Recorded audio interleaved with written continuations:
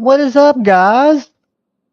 How is everybody doing on this fantastic Friday night?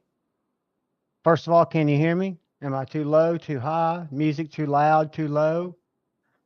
Welcome, welcome, welcome. I would have been much more prepared, but I passed out on the couch. Well, I'll explain to you guys what all is going on tonight that's exciting and fun. I'm going to run through and say hello to some people real quick and try not to get totally sidetracked.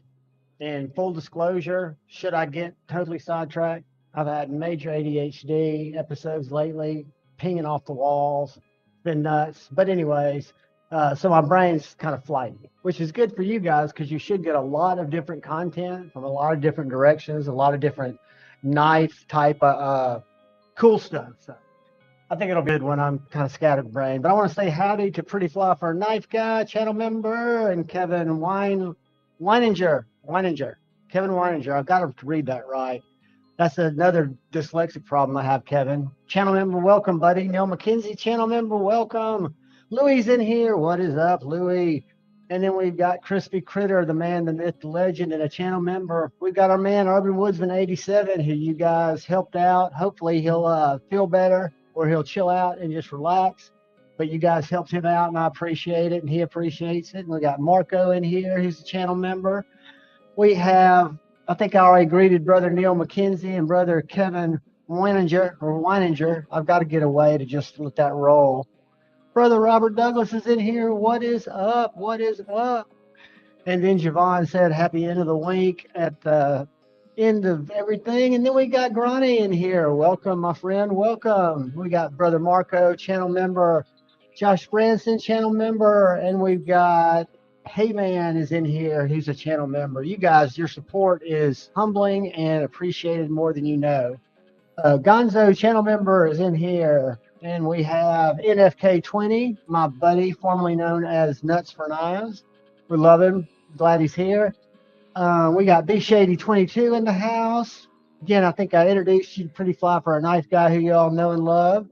Let's see who else is in here. Greg Mahoney or Maroney, channel member. I put an H for an Arias. That's just because I don't have my old man glasses on. I have them on standby because it actually does, in a way, make it easier for me to read what the fuck's going on. But at the same time, it makes me a little bit dizzy too. So I just go all out natural.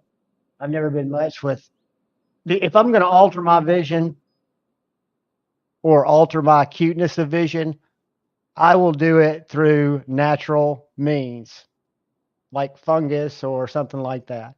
Demonoc 13, channel member, what is up? And we've got Paul Mills, a channel member and friend, and Ginger Fisher 75, a channel member and friend, Pizza Operator, channel member and friend, and all you guys are friends. Scott B, channel member, what is up? Dark Gravity, my man. He is here, and I'm always wearing pants, and I'll always wear a shirt, even though I've been tempted just to cockblock Shane to try to do it, to be something to just fuck with him, but no, I didn't do it. I'm not going to do it. What is up, Blade Ogre, the man, the myth, the legend, and Dark Gravity? You're about to have a link sent your way if you want to jump in here. My co-crime partner. We got Josh Branson, channel member, is in here, and I think I have gotten to almost everybody, but what will happen is I'll start getting further and further behind. Joe Kaspernick, what is up? Robbie W, welcome. What is happening, buddy? Crew Wears the Best is in here, and then we got Jim Miller, channel member, and Chris Hinkle, channel member. You guys are just turning out in force. Mayor Salt, channel member, is in here, and we got Dan B, 007 is in the house. Welcome, everyone. Everyone, welcome. I am going to pause so I can let you guys kind of know what's happening, what is cool, and how you guys can win some stuff. Make sure I'm not missing anybody. Hello, Chris is in the house, as is our brother, Tactical Terry. He is a past winner, who I hope wins again tonight. Like I say, guys, on these different giveaways that I give, I don't want anyone that's participating in the live that's hanging out with us to feel like I shouldn't enter a giveaway because I win a lot and such doesn't win. The thing to do that I've always done, and I think is cooler, is if everybody participates, and if you know that you don't want what it is, you gift it to somebody who you can tell does, right? So you're just basically doing something kind without even having to touch anything. And if you know you're not in for whatever reason, I urge you all to be in, because I can assure you that every knife I was going to do only a members giveaway this week initially, and I've got the members video up, which I hope all you members have watched or will watch, which I'll pin later. Because right now what I've got pinned is for a first giveaway that we're going to do, which is a random fixed blade Friday giveaway to help our brother from another mother reach and stay over by a large margin 1,000. He just hit 1,000. He is a friend of mine. His content makes me laugh. It's informative. It's good shit. I'm sure you guys are familiar with him. Used to be Puerto Rican with the knife. We know him now as Knife Dope. And what I want to do and want you guys to help me do, and there is a reward in it for you guys, is there should be a link that's pinned in the chat. I'm just going to post this so I can put it up on my screen for a second. And guys, I'll come back to your comments because now I've totally jacked it up. So let me. All right. So the first channel, we're gonna share love with two friends in the community who I want to comfortably have you guys give your support to. If you've already given your support to them, that's great. That's where, for example, right now we're focusing on brother Jason Knife Dope, Puerto Rican with the knife. So I've got a video linked in the chat, and y'all tell me if I don't, because I've been known to have that shit go wrong before. But somebody click on the video, please, that I have in the chat, the one that I have pinned at the top of the chat, and let me know if it takes you to a specific video, and it should be, if I'm not mistaken, checking out Two Bangers by Terrain 365. That should be the video, because that's the video I'm going to draw comments from that I have, and then I'm going to show you what y'all are going to win.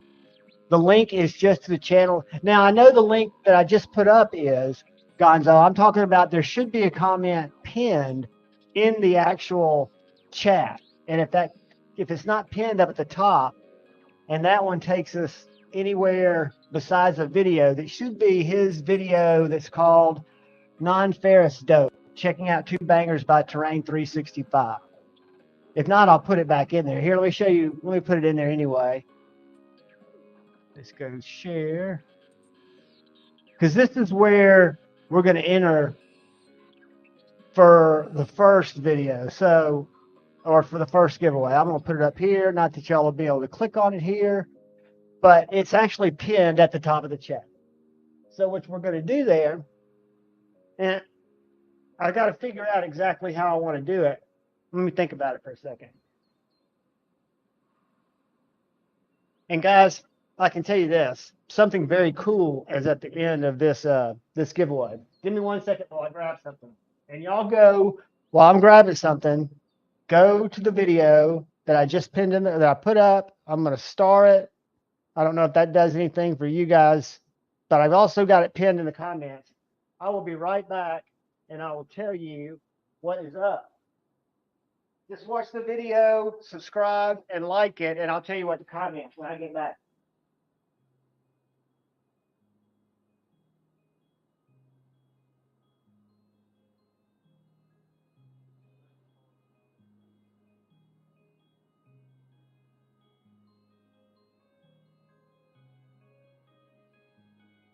So, I'm looking at the video now.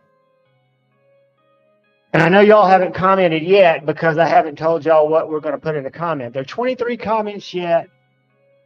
All right, so Jason, yeah, so as long as you guys, it looks like Shady was the first, Be Shady. So if you guys will watch this video, you don't have to put anything in there. You can put JuhVon in there just to let him know that I sent the love that you guys came over. And then I'll pull a comment from this video that should be posted, because Be Shady 22, welcome brother, found it and has already commented. So what I'm going to be doing is checking that as we roll forward. I'll keep the link handy in case you leave it. And what I want to do is drive some traffic And he's a great guy, guys. I watch his content religiously. I mean, his Instagram comments, he does, or his Instagram content, he does a ton of shorts, and they're very, very funny. If you're sensitive to bad language and the F word, he uses it as a term of endearment. So I kind of look at it as a positive. He has the same type of sense of humor that I do. But what I'd like to see is his views go up on that video. I'd like to see his sub count go up just a little bit if we can. And I know most of you guys know him and are already there. So all I ask you to do is leave a comment in that video and what you were going to be playing for in the first, not playing for, that sounds so freaking cheesy. The way I'm going to decide who to give the knife to tonight is we're going to use the random comment generator to pull a comment out of his comments, the ones y'all leave. And I'm going to give away, and I had to think about this one, guys. The only reason I'm giving this away, I should sell it on NAF sale, but I'm not going to. I'm officially a free agent. I'm no longer a corporate man, and that's by design, so that's a good thing. What is up? Hop, appa, alla, up. I don't know what that is, guys. Keep an eye on him and say, hey, y'all all have wrenches. If it's a bot, let him know it. And hoppa, alla, appa. If you're not a bot, talk to us. Let us know what's going on. Tell us that you're into knives, and we welcome you. If you'd love to hang out, we'd love to have you. So anyway, if I had sense, I would go to NAF sale and link this.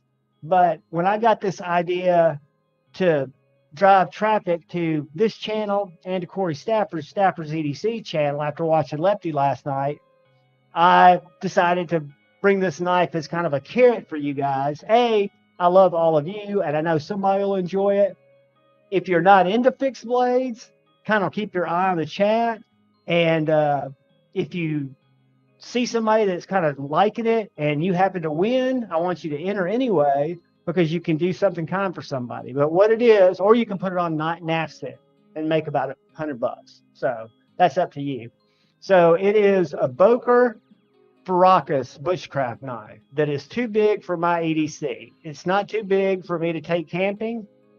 It has a leather dangler sheath. I've got the original box. I'm wrestling right now with, do I break it down and put it back into the original box, which is a Boker box that's flat, presented with the sheath and the knife, yada, yada. But then I have to put it in a bigger box and ship it out. And shipping kills me anyway, because I'm just paying shipping. I'm fine with it. Or I can stick it just like this in a box that I have recycled where I had a fixed blade come in. Ab Taylor, what is up? He's right. This is actually not as big. And remember, guys, if you happen to be so inclined, and I'll never ask for them, but if you do any super chats or anything like that, the super chat knife salute, instead of a noise to beep at you or a gong to ding at you, I give you the 12-inch Big Bowie salute. So, and Abner Taylor, who's in the chat, is responsible for that. And Abner Taylor also donated another knife to the channel that was above and beyond what he should have done. I've got this thing too tight where it's hard to, but Abner Taylor is responsible for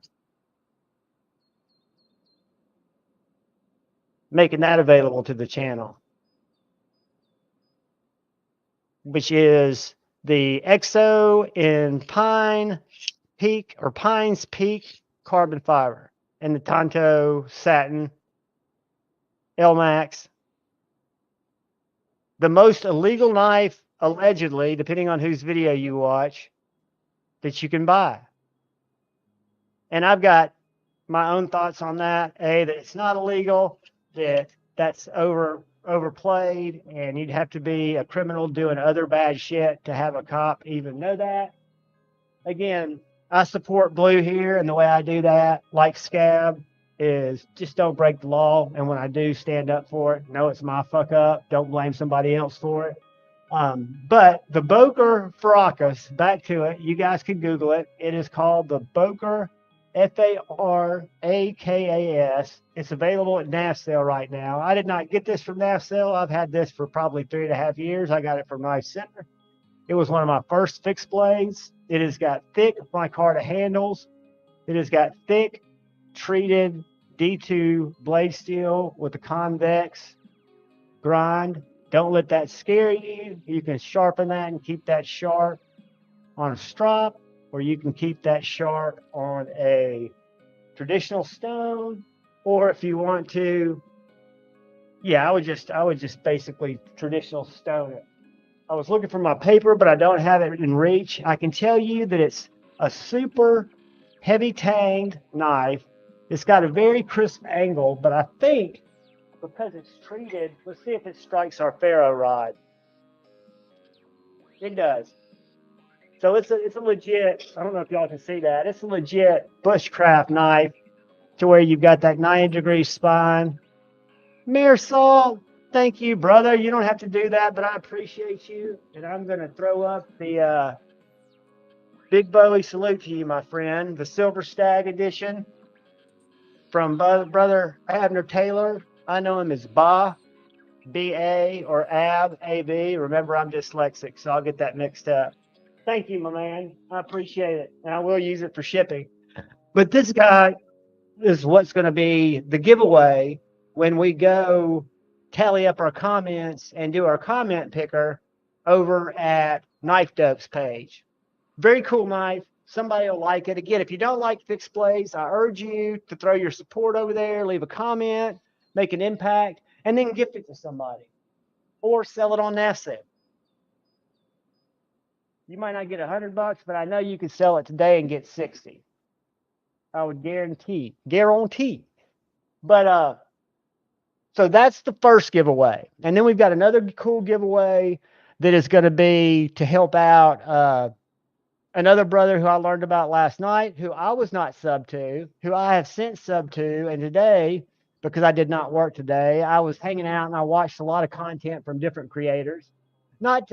Just because I enjoy it, right? That's what I was doing before I ever thought about having a channel. Paul Mills, thank you, brother. You did not have to do that, but I appreciate you more than you know. Big Bowie salute to you, my friend.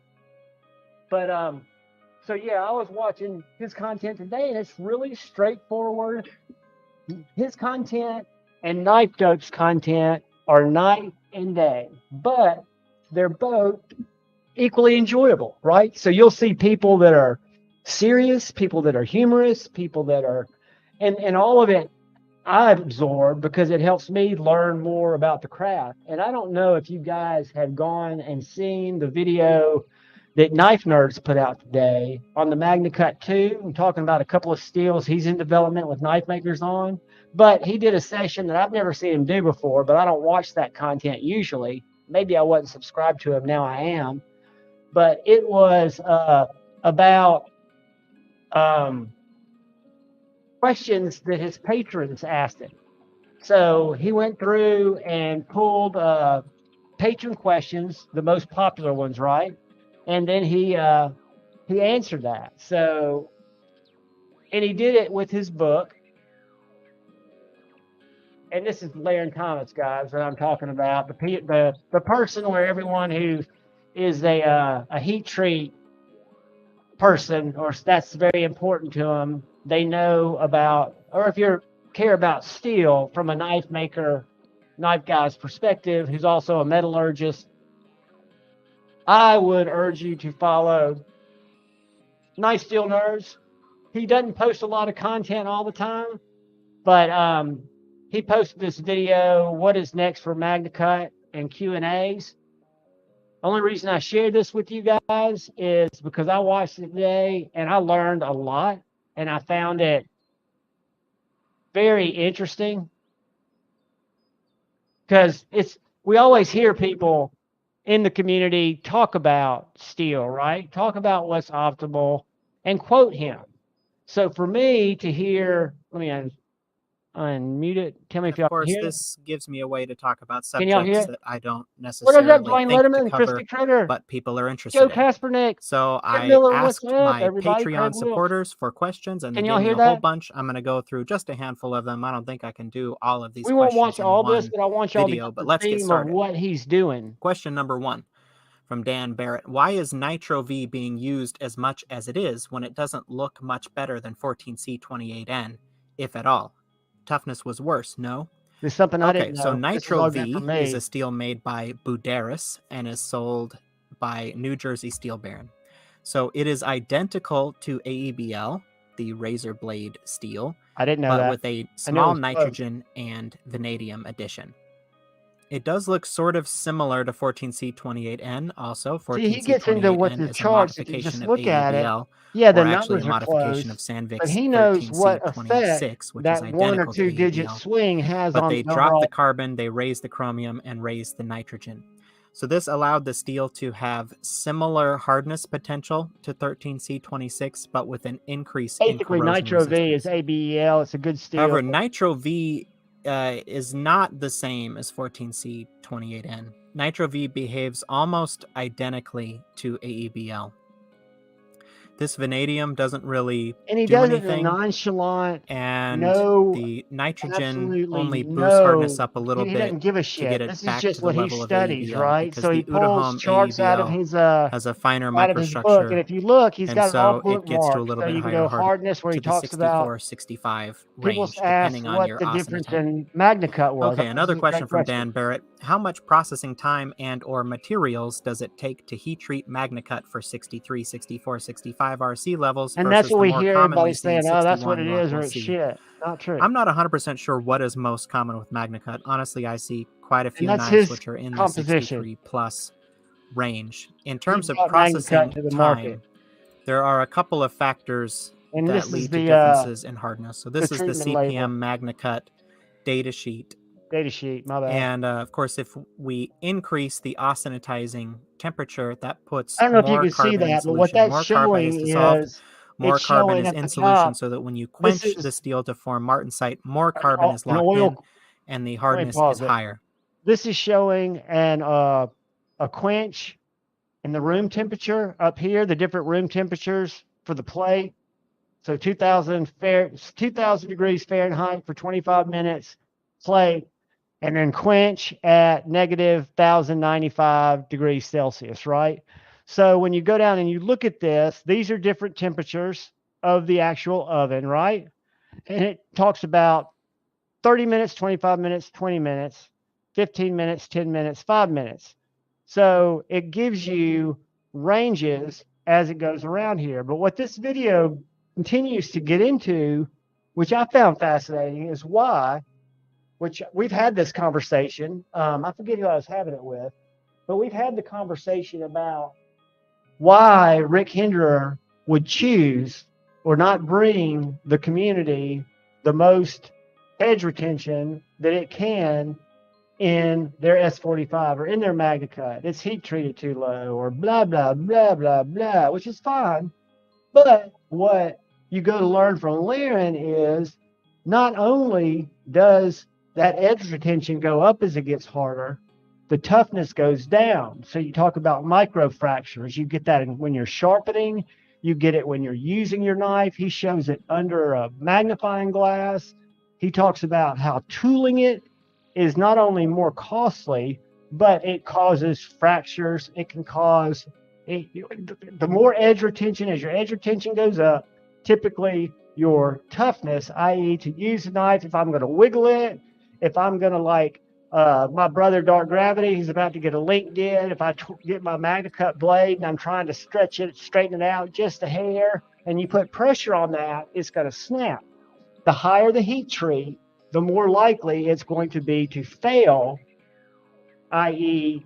fracture, crack. But anyway, let's go back to listen to this while I find something. So you can see that we peaked in hardness around 2100, 2150, and with a very low temper of 300 degrees, we got about 63 Rockwell.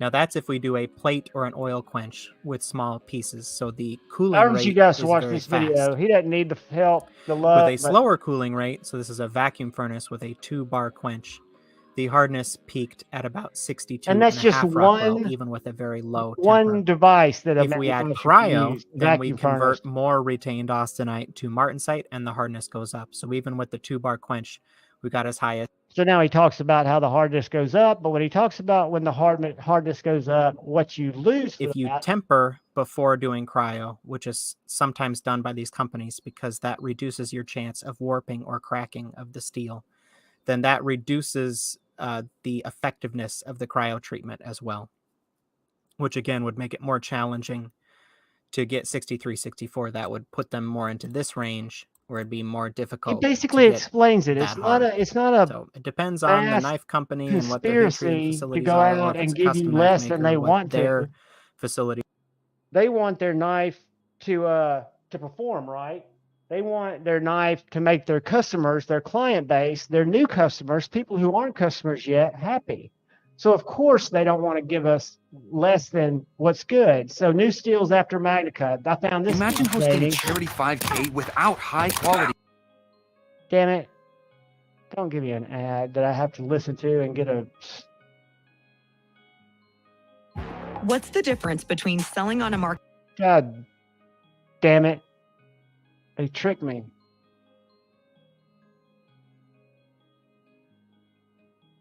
God damn it. There's Laren, by the way, for those of you who want what Laren Thomas look like. Some are implying that MagnaCut heat treated to certain hardness values are suboptimal or even bad.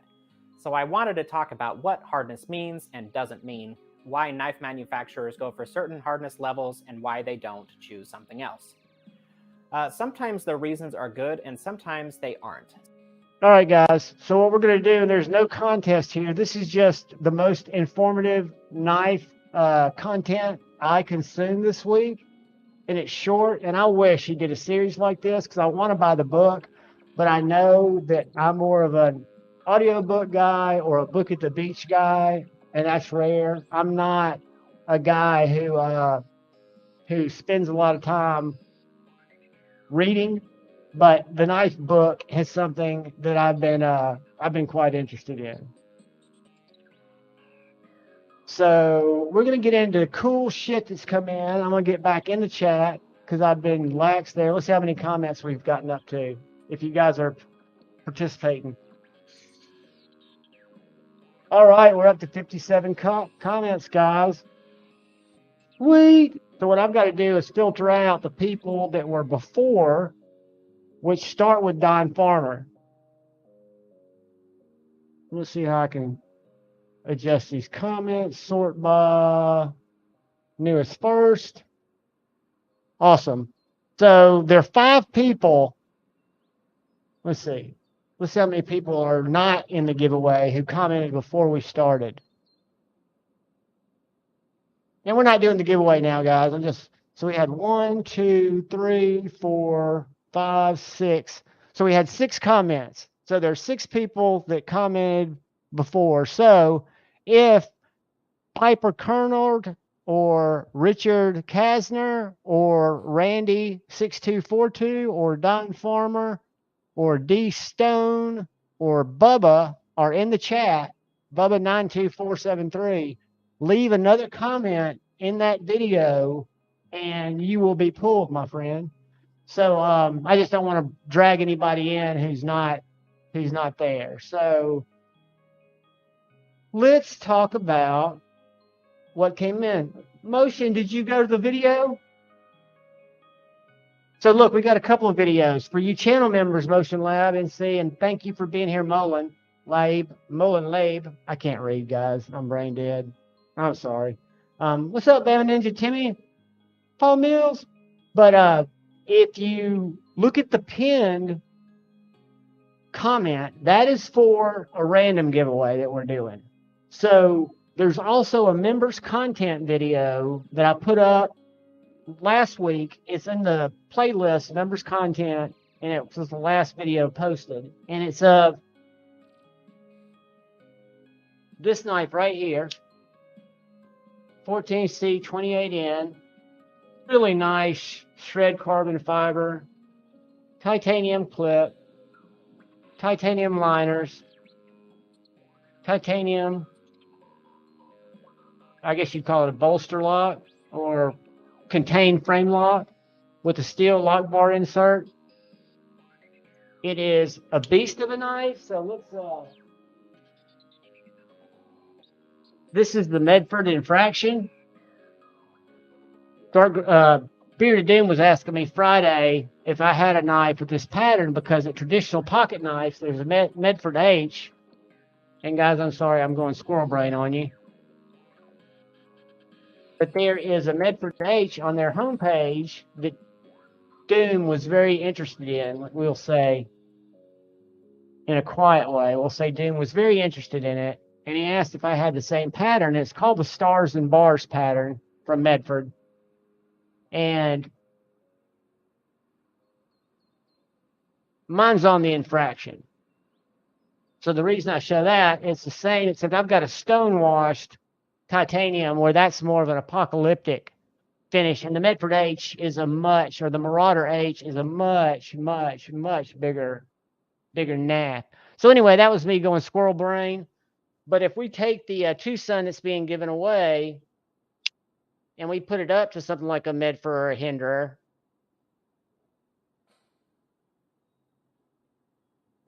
whoops, you'll see that it's pretty much, now the blade stock's not quite as thick. It's a flat grind, not a hollow grind, but it is a chunky knife. It is it's the big boy. I was surprised when I ordered it versus when it came in, what a big boy it was. Well, I was stupid. I put the wrong knife up. Fucking idiot.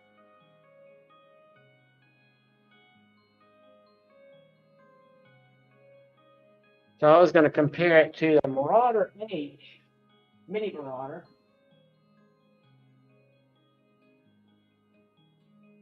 It's actually longer than my Medford. Right about this, a little bit longer. So this is the member video. This knife is in the video. All you have to do is go to that video and watch it, Molin Labe. Leave a comment. You don't have to be there to win. You could be registered to win this, and we'll pull this sometime during the night. And then the video that we're talking about that's pinned at the top of the comments is to go to Knife Dope, his channel. You might already be subscribed, which is fine. Used to be Puerto Rican with the knife. But go to the video that's linked there. Leave a comment with the name, word JuhVon in it, anything else. And like it, subscribe, watch part of it so YouTube doesn't come in and scrub it. And I'm going to give away this Boker Farrakos, which is a very good knife. It's just bigger than I'll carry, you know, guys. So it's something that it stays in my knife case. I'm trying to be the guy that if I'm not going to use a knife, that I either sell it or I give it to a friend, right? So you guys are my friends. Y'all are here. You support the channel. You support me, whether you just come by or whether you're a channel member. It's all support. And I want to make sure I give this stuff out to you guys. And the other thing is,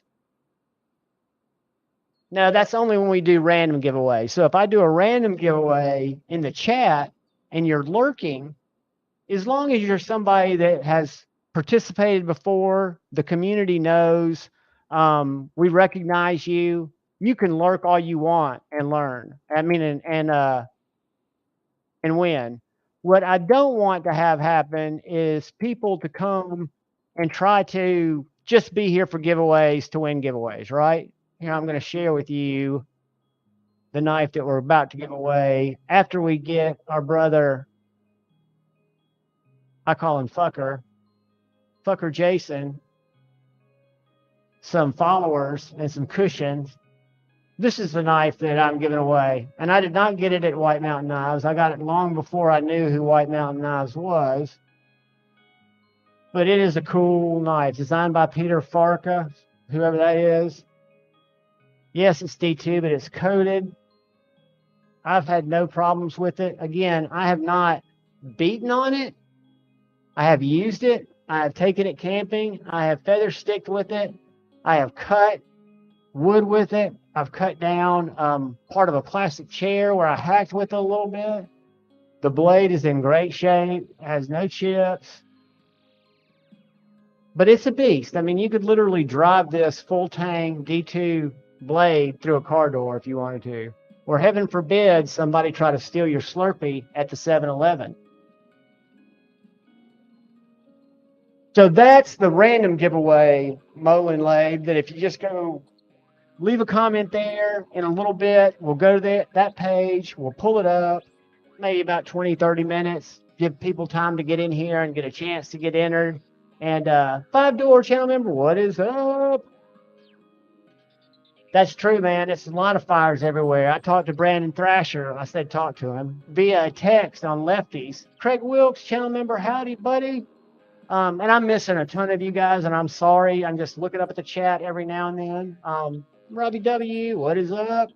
But Brandon Thrasher, the reason he's had to take a step back, and I didn't know this all I knew he'd gotten busy, but he's taken a step back, is he is back on the fire lines. So he is working out in Washington, California, wherever he gets transferred to, and he's on the front lines fighting forest fires. That's what he's done.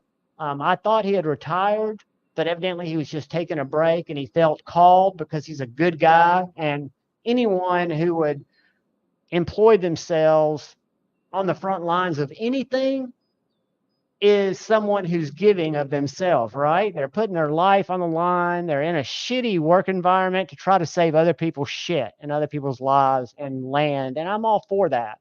That is huge. So I saw him in there the other night. Last night, I guess it was Lefty's Live. I guess it was last night. But yeah, totally out there fighting fires, making shit better for people. And then I learned from him that when you get the fires put out, which they rarely ever do, because fires, when it's dry like that, they always are sparked by either lightning or, more importantly, stupid humans. And I'm a stupid human. I'm not saying those stupid humans. I'm saying we are an inferior. I watched Mountain Lion Squirrel Brain on a video on Instagram, and I didn't share it because it was a little too violent. But he was chasing a mountain goat down a freaking cliff, right? And finally got the mountain goat to a place to where the mountain goat had to jump to his death. But I'm watching this cat, this cougar, this mountain lion, in a full run, running on the side of a mountain like that. So there's species out there that might not be able to program a retro gaming system like I'm fucking with now. Not be a digital marketing guy, not know how to flip a knife, but they are badass. So anyway, my point there was, I don't really know what the point was going to be. It was like fires. So we start the fires. Anyway, there are always fires to fight, but let's say there's not. Let's say there's a time where Brandon's working and there's no fires.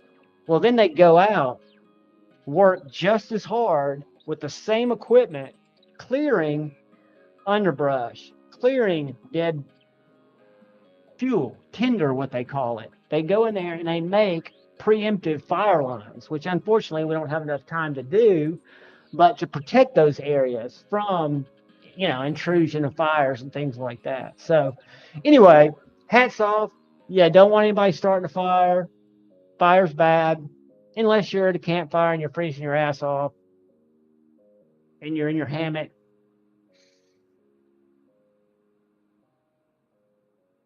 Byron Kennedy, I'm gonna see if I can find it on YouTube. Let me see if I can find that video.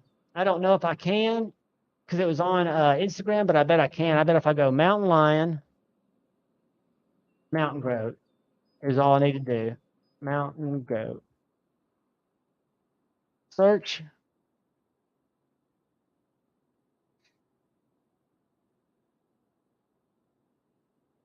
This is some whack shit, buddy. Oh, have y'all seen Cougar Kyle's encounter with his cougar?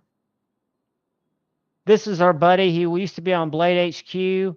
Now he's with but he's also a triathlon. I mean, more than a triathlon. He's an extreme outdoor runner, swimmer, biker, but he does it in the mountains. Y'all remember this video? Those baby kittens run out. Oh, oh, oh, oh, you, you, you, you. Y'all remember this? Holy face.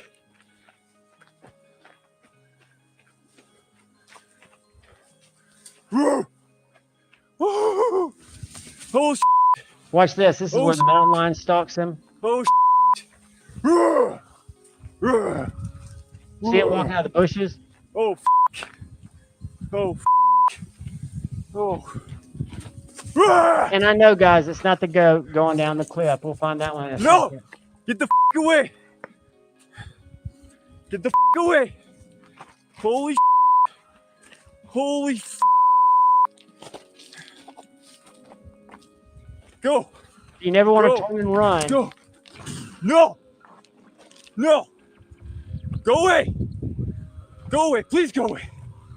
Holy holy. So he's an extreme jogger and outdoor, like sports extremist. Go away.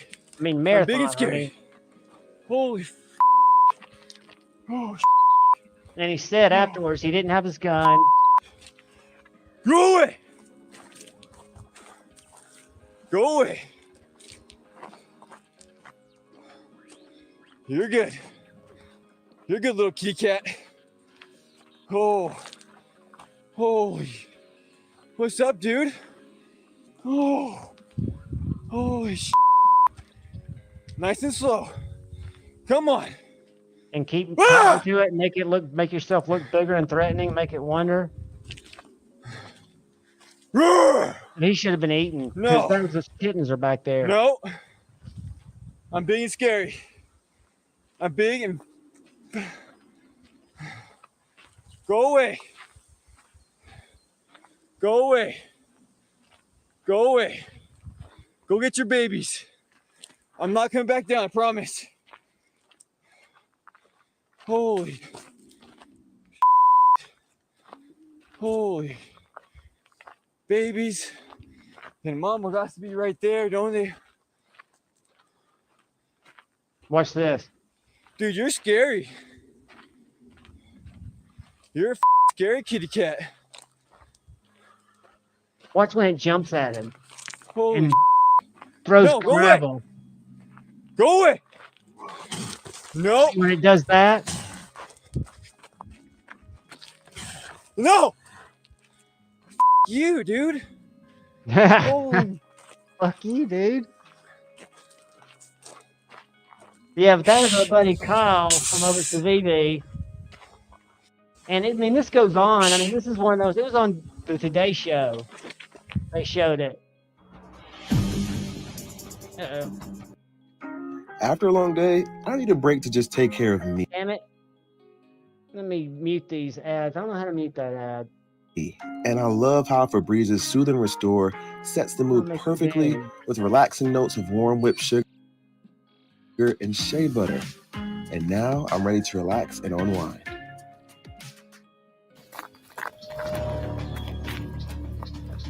Oh, that's a bear. That's not When a hunger strikes, the bear will stop at nothing to catch its next meal. I don't want to watch a bear. Hold on. That's not what I wanted you guys to see. What I wanted you guys to see. Whoops.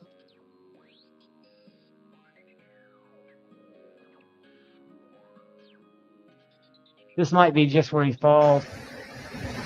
در مسیر شیرپلا این بز کوهی That's the mountain lion. یا حضرت عباس No, I didn't want to show y'all that. Sorry, guys.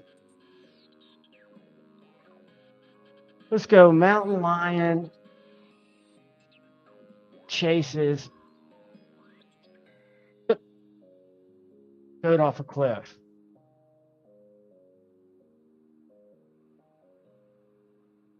That's not it, because that's a puma. That's a different cat. The That's the same thing. a master of these rugged mountains. That's not it.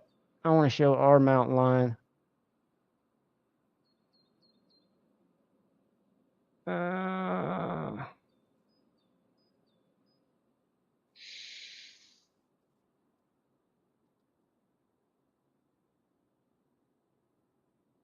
Well, anyway, it was on Instagram, and what I was amazed by, there you go. You don't fuck with animals in captivity. But a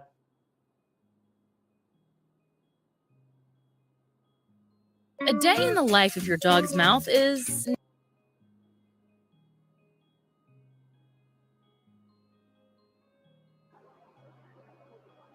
This is a snow leopard. It's the same thing. I mean, this is the side of a cliff, and it's a fucking big cat.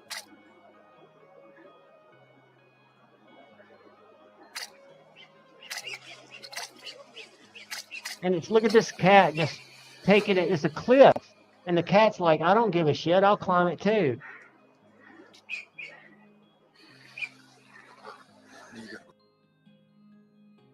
Anyway, guys, I'm sorry. I went squirrel brain. I apologize. And I've been out of the chat. Let me scroll up. Tito Bandito. Uh-oh. I got more shit playing in the background. Boom. Kill that.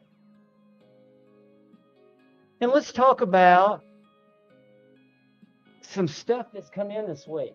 And I'm going to start with a tool or a knife from a company called Amsler Tools. And I learned about this company through Tri-State EDC. And they sell on Etsy. And they make this thing called a Hurricane razor knife. You guys might have seen it on Tri-State Live. But he is a local guy, local in U.S. Let's go. Amsler Tools. Enter. All right, so I'm going to share with you what he does, because he does it in different styles, and then I'll show you the one I got.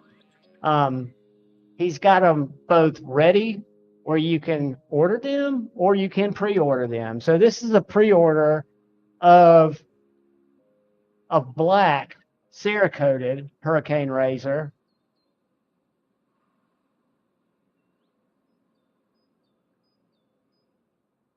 That's him.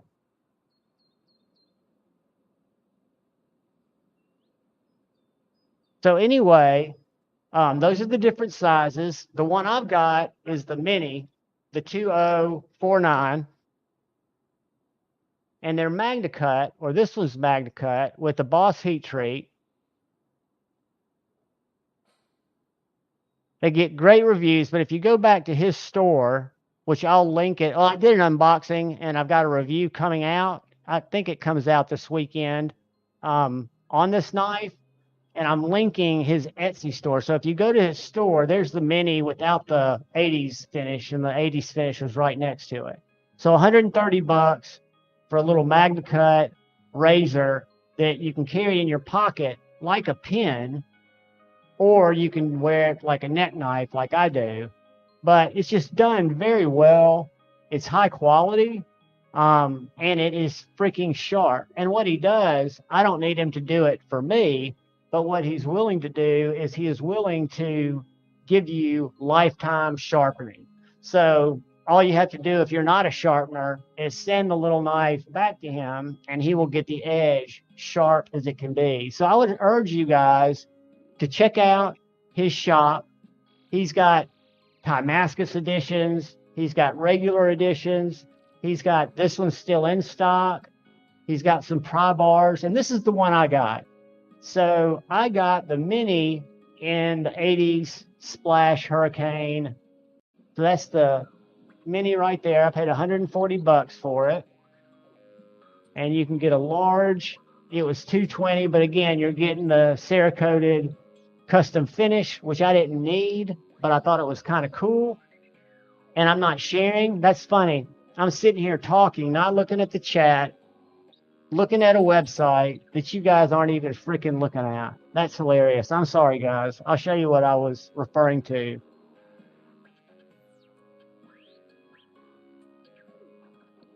Let's see if we're sharing it. So that is this little guy. And I'll quit sharing it and bring it back up. But he only shares on Etsy. I talked to him when I ordered it and found out that this is not his job. This is what he does as a hobby, because he was on vacation when I ordered it. And after I ordered it, I got an email or a message in my Etsy. And I've never had it happen before, but it was him saying, hey, buddy, I saw that you placed an order. It is in stock. I will get it shipped to you. However, I'm on vacation with my family. I'll be back. I think it was like 3 days down the road. But it's got this little flame anode clip. Again, I wear it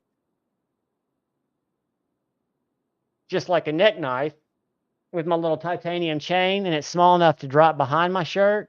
But if I was wearing a button down, you can easily put it in your pocket. You can put it in your pants pocket.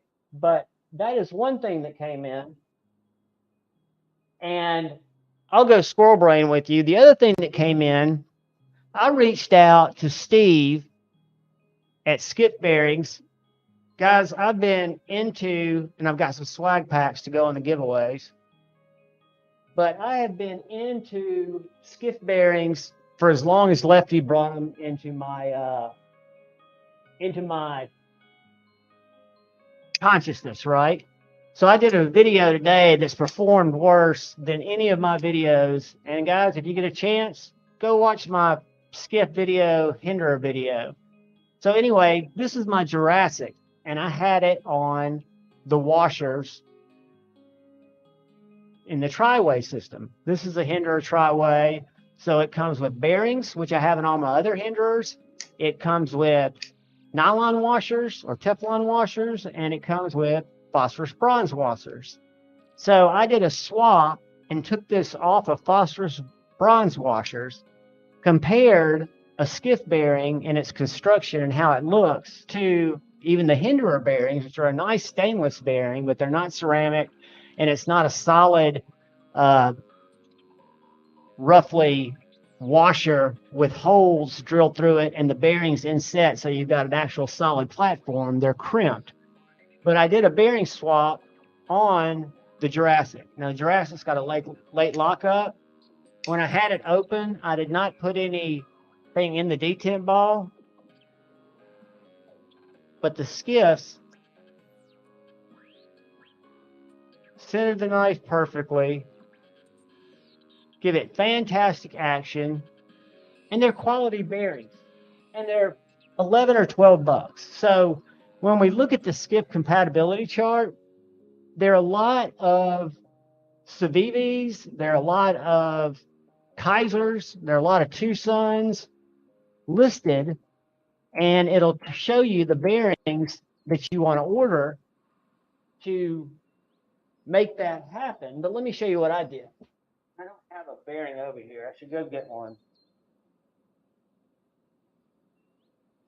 This little tool that's available on their website, and we're about to go to their website. So I take the bearing out of one of my knives, and the first thing I do is I see which one of these slots the bearing will slide through. Where can I slide the bearing through? And you'll find out you can slide it through here, you can slide it through here, you can slide it through here, and then here it won't slide through.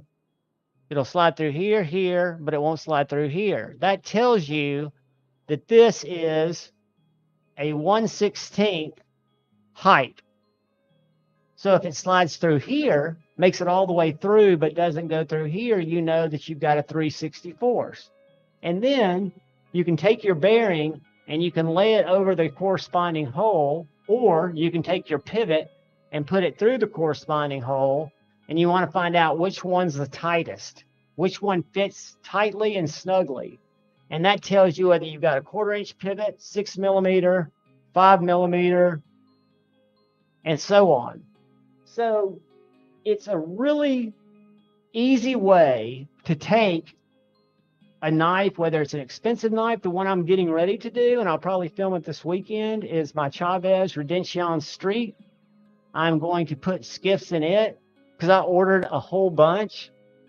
So I don't know if you guys can see the screen, but this little aluminum bit driver, I don't know if you've seen it on Lefty's channel, if you've seen it on other channels, but it's a great, great tool. If you don't have a captive pivot, you can get this in aluminum for 22 bucks, or you can use it. You can get it in plastic, if I'm not mistaken, for $6, and it works just as well. It's just a great concept. It started out as a 3D printed concept, basically holds a 1/4-inch bit securely, so you can hold it on one side of the knife while you use your regular tool on the other side. And guys, I don't have it in the, because we're focusing on, right now I've got something different in the scroller, trying to get y'all back into the video if you're just coming in to go watch the one that's pinned. But if you use JuhVon 10, I'm trying to keep that constant. So I'm trying to stay away from affiliate links, which pay me. Don't ask me why. And there might be a day when, if it makes 100% sense, I'll accept them. But right now what I want to do is I'm reaching out to companies that I believe in, and I'm seeing if they will do anything for my viewers, i.e. discounts. So if you guys want to save 10%, at Skiff Workshop, JuhVon 10 is now a code that you can use to save 10%. And it is also going to be in my link tree. But what I want to show you is they've got this compatibility chart here. So thanks to Lefty EDC and a lot of other members that are Skiffaholics, they have gone in all these different knives. I just picked up the Berg Blade Sweeney. This is another one I'm going to talk to you guys about here in just a couple of minutes. But if I wanted to add skiffs to this, it shows me that they run on 5mm, 11 ball, 1/16 inch pivot. Or excuse me, 5mm pivot, 1/16 inch height, 11 balls. They also have double bearings. So that would be the pivots you would buy if you were going to change them out on your Berg Blade Sweeney. So as I scroll down here, there are a bunch of Best Techs. If I wanted my Jaeger M, I would do the 16 or the 6mm 1/16 13 ball. So it's a little bit larger pivot. But these are tried and tested, Bridgeport Knife Company, and it goes on and on. So I can basically find almost any knife. Here I come to Civivi's, which is where you have to weigh, do I want to put $12 bearings in a Baby Banter, an $80 knife? If it's going to make it better, absolutely. Do I want to put them in a $30 Civivi? Probably not, but they've even got the backlash. So any knife that you have in your collection that you want to see or have it be better, I have every one of my Demco 80-20.5s is running on Skiff bearings. So it's got the Devo knives, Fair and Forge knives. It list goes on and on and on. EMP EDC, Heretic, you name it. So you can go down here and you can look at all the different knives. You can match your knife, Kung Wu X-Tau, Kung Wu Orion. They seem to be using 6mm, but the Tau, the X-Tau is a 1/4 inch. They're both 1/16 thick, but they've got different pivot sizes. My Liang Ma Field Duty EDC, 16mm 13 ball, or 6mm 13 ball. So it's got a beefy pivot. But every knife maker is in here. However, if you don't see them, the easiest way is to get one of these little, and we'll include one in a giveaway. I've got one I can give away, but these are 16 bucks. And if you're going to get into the bearing game, 42 reviews, all positive. This makes it so easy to take your knife apart, slide your pivot through to find out what your pivot diameter is, take your bearing and see where it will slide through. So for example, here, it definitely slides through the 2mm, but it's got some work. It will slide all the way through the 1/16, but it won't slide through the 3/64. That tells you that it's going to be this thickness. I didn't know how this worked when I first saw it, but it is a great tool. And if you're into making your knives as good as they can be, from the way that they feel, or if you've got a knife that you maybe notice has got a little side to side, these double row bearings, if they've got these 18 balls or these 14 balls, you've got even a wider footprint. So if you think about what a bearing's riding on, you can see how the wider the footprint, if it will fit up with the track in the knife, which all these are matched with knives, they're awesome. So I would highly encourage you guys to watch my upcoming videos because I'm going to put them in several knives. I've got a little handful that he sent me to try. You can get loose balls, and they're even starting to do thick washers. So let's say you work like Doobie in a environment to where there's a lot of metal, a lot of dust. What Steve's done is he's come out with these thick phosphorus bronze washers that you can match up with your bearings, and you can switch out a bearing knife and make it a washer knife, which may make the action a little less awesome in terms of the drop, but what it'll do is it'll make it much more stable because, again, the blade is riding on that washer. You're not going to get dust and things that get gooped up in the washer, and it's going to have that kind of controlled drop. But this is another came in since the last live, and this is the Berg Blades Sweeney. I love this knife. I've run into a little bit of cognitive dissonance, and it has nothing to do with the Berg Blades Sweeney. I still think this is an amazing Riot made 20 CV blade. I love this bead blasted distressed titanium micarta handles. Fantastic knife. Where my dissidence come in is A to Z EDC, my brother from another mother, my local buddy, let me bring in and borrow his Null Knives Voodoo. I don't know if you guys saw the video. I think it went out yesterday, the day before. But the Null Knives Voodoo is also made by Riot, by Null Knives, as opposed to Berg Blades. Virgin Lollipop has stopped in. What's up, Virgin Lollipop? What's up, man? I'm talking about my cognitive dissonance. So I love this knife and don't want to take anything away from this knife. But since I brought in A to Z's Null Knives Voodoo, I fell in love with that knife. It's also made by Riot. It's got a deep hollow grind. It's just got some things that personally I prefer a little bit better. This knife is like a gentleman's paramilitary 2. So if you're wondering about how big is a Berg Blade Sweeney, it is the same size as a Spyderco PM2. Horseshoes and hanger nose. Go ahead, bro. No, I was going to say, you're frozen. You've been in the same spot for the entire time I've been on here. So really? It's got to be. Bounce out and come back. Yeah, I'm going to bounce out and come back in. All right, man. I'm here for you all night. See if you'll start moving. I thought hopefully I wasn't blacked out to the whole group. I just sit here and talk. I could be offline and not even know it. You've been in the same position holding a knife the same way, like you're stabby in somebody. So. Oh, that's back when I was showing the Boker Bushcraft, which I'm going to give away tonight because of I want to get people over to Bucker's channel. Yeah, I was listening during that time, but I would hate to know that you've been froze for that long. No, I don't think anybody in the chat sees me frozen. They're talking to me. I think they'd be giving me hell by now. Jump out and come back in. Oh, your freeze frame moved. It's just some weird thing going on. I don't know. I'll be back in just a second. All right, buddy.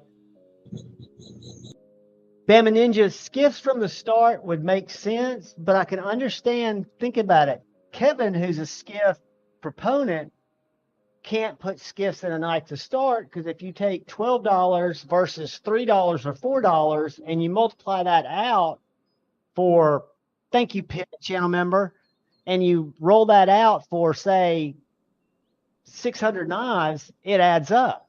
Am I frozen, buddy, or are you getting some motion? You're still froze. You're just in a different position. I don't know what. Well, you don't have to. You sound fine and look fine. So if it's not just too aggravating, if you can hear it, I wouldn't worry about it. Well, no, what I'm going to do is I'll pull it up on the laptop where I can at least see you swinging your arms around and shit. But what I was going to say is I've since found null noise voodoos, and I can tell you all where they exist. I'm hesitant to. I was very on my overview. I can tell you all where they exist. You have to mute that. Yeah, I did. I just brought it up. But what it is these are available at a German knife dealer who sells in euros. I found out how to make the site translate to English. There's some in stock, and they'll ship them back to you free shipping. So it wouldn't cost me anymore. My buddy A to Z EDC's ordered 2 knives from them, and it's only taken him, he said, about a week to get it. And then I was talking to a community member who will remain nameless because I don't want any of y'all reaching out to him for this knife, who is currently trying to get rid of one that won't center up for him. Now, I don't know why that is. That makes me a little wondering, is something wrong with the blade because it's a deep hollow grind? Is it maybe bent? The only reason I have any dissonance about this wonderful Berg Blade Sweeney that I could recommend to anybody who's looking for a neutral gentleman's folder, kind of along the same size as a Sabenza or a PN2, but just a little bit more refined and elegant, kind of. This is a great knife. What I look at is these dollars, to quote my brother, Virgin Lollipop, had I held off and not bought this knife, which I bought as an impulse that I was already familiar with the knife because I knew it had been thought of by a good knife by Kevin, which nothing that Kevin said in his video has proven wrong. This knife is awesome. I can highly recommend it, but it's not a null noise voodoo. And had I waited within 20 bucks, this could be a null noise voodoo that I could be talking about. So it's just decisions. You know, we can't buy them all. So when you're looking at that knife that you're looking at right now, and you're waiting to get a chance to buy it, forecast out, not a year, but forecast out a week or two and make sure there's nothing that's going to make it harder for you to obtain. Because now I'm in scramble mode to either get one from this German company that I can mention, but it makes me feel that y'all are all going to go buy my knife. But there's some null noise voodoos. Have you seen one, Dark Gravity? No, I've seen pictures of one. I haven't got to hold one. I've seen A to Z's. I've seen the couple of the reviews online. I saw Kevin's. I've seen where Bama Ninja. I don't know if it's his, but a picture on his Instagram playing with one. See, the Voodoo to me, you saying that's your knife. I was talking about the Voodoo over a year ago before anybody was talking about it. You were talking about it before it was a pre-order because you are familiar with knives. You were talking, about the, what is it, the Raiden? What was the first one? The Raiden. Yeah, you've kind of followed that and knew about it a lot more than me. And there's I knew the Voodoo was going to be badass long before it, even the pre-order was brought up. Well, I always knew it was going to look like it was going to look. What I didn't know until I actually experienced it was how well it felt in hand, how ergonomically designed it is. It looks more artsy when you see it in profiles, but it's organic for your hand. The hollow grind is so deep. It is so slicey. When I do a review, I was cutting Smoky Mountain Knife Works catalog, which is thin paper, almost like phone book paper. And dude, it was just from the factory making no noise as it passed through the paper. It would just separate it like a lightsaber. And the fit and finish, the way Riot, who, don't get me wrong, this knife is exquisite. And the null noise Voodoo that I was going to buy at White Mountain Knives, which is my biggest regret. I was on White Mountain Knives site the night that they went live on there. I could have bought one for 4 hours before anybody knew they were there.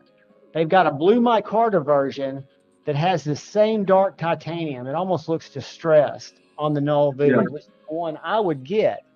But yeah, so I bought this knife, and what this weird knife game does to us is I don't love this knife as much anymore. Had I not fucked with A to Z's, no, Voodoo, if I not brought it in and realized how good it was, I would not have any idea of, I would love this knife because I tried to get A to Z to buy this knife when he stopped by. I was like, dude, you've got to check this knife out. It's so much different than the Slim, but it's good in the same ways. You know, the Slim is made by this is made by Riyadh. And nothing against Bird Blades. Bird Blades makes great knives, the mini barber. But something about that Voodoo, it's just got that it factor, right? And another knife that's got the it factor is what I've not been able to get out of my pocket.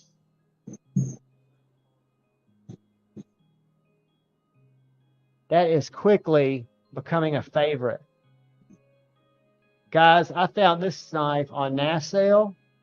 A guy had bought two. This is the Kunwu. That's that Kunwu Padre frame lock. Yeah. Kunwu does frame locks better than anybody. I've got 4 Kunwu knives. 2 of them have their axis lock. Don't get me wrong. They're good knives. This is LMAX. This is VanX. I am not as much of a fan of this spongy. It doesn't have much detent, right? But it's a good knife. Oh. This knife is exquisite. It has got. What up, Kyle? I see you on there, Kyle Coonley. And I figured it was yours, Bama. I just didn't know 100% because, you know, I mean, people pass knives around, so. But I figured it was yours because you're not big on trading and borrowing like some folks are. If you trade or you want to sell it, get in touch with me, Bama Ninja. See that thumb? It'll probably start bleeding again in a second. That's from this from that falling on my finger like an Evo does. But I probably know the German knife dealer that you're talking about. Klingenreich. Klingenreich.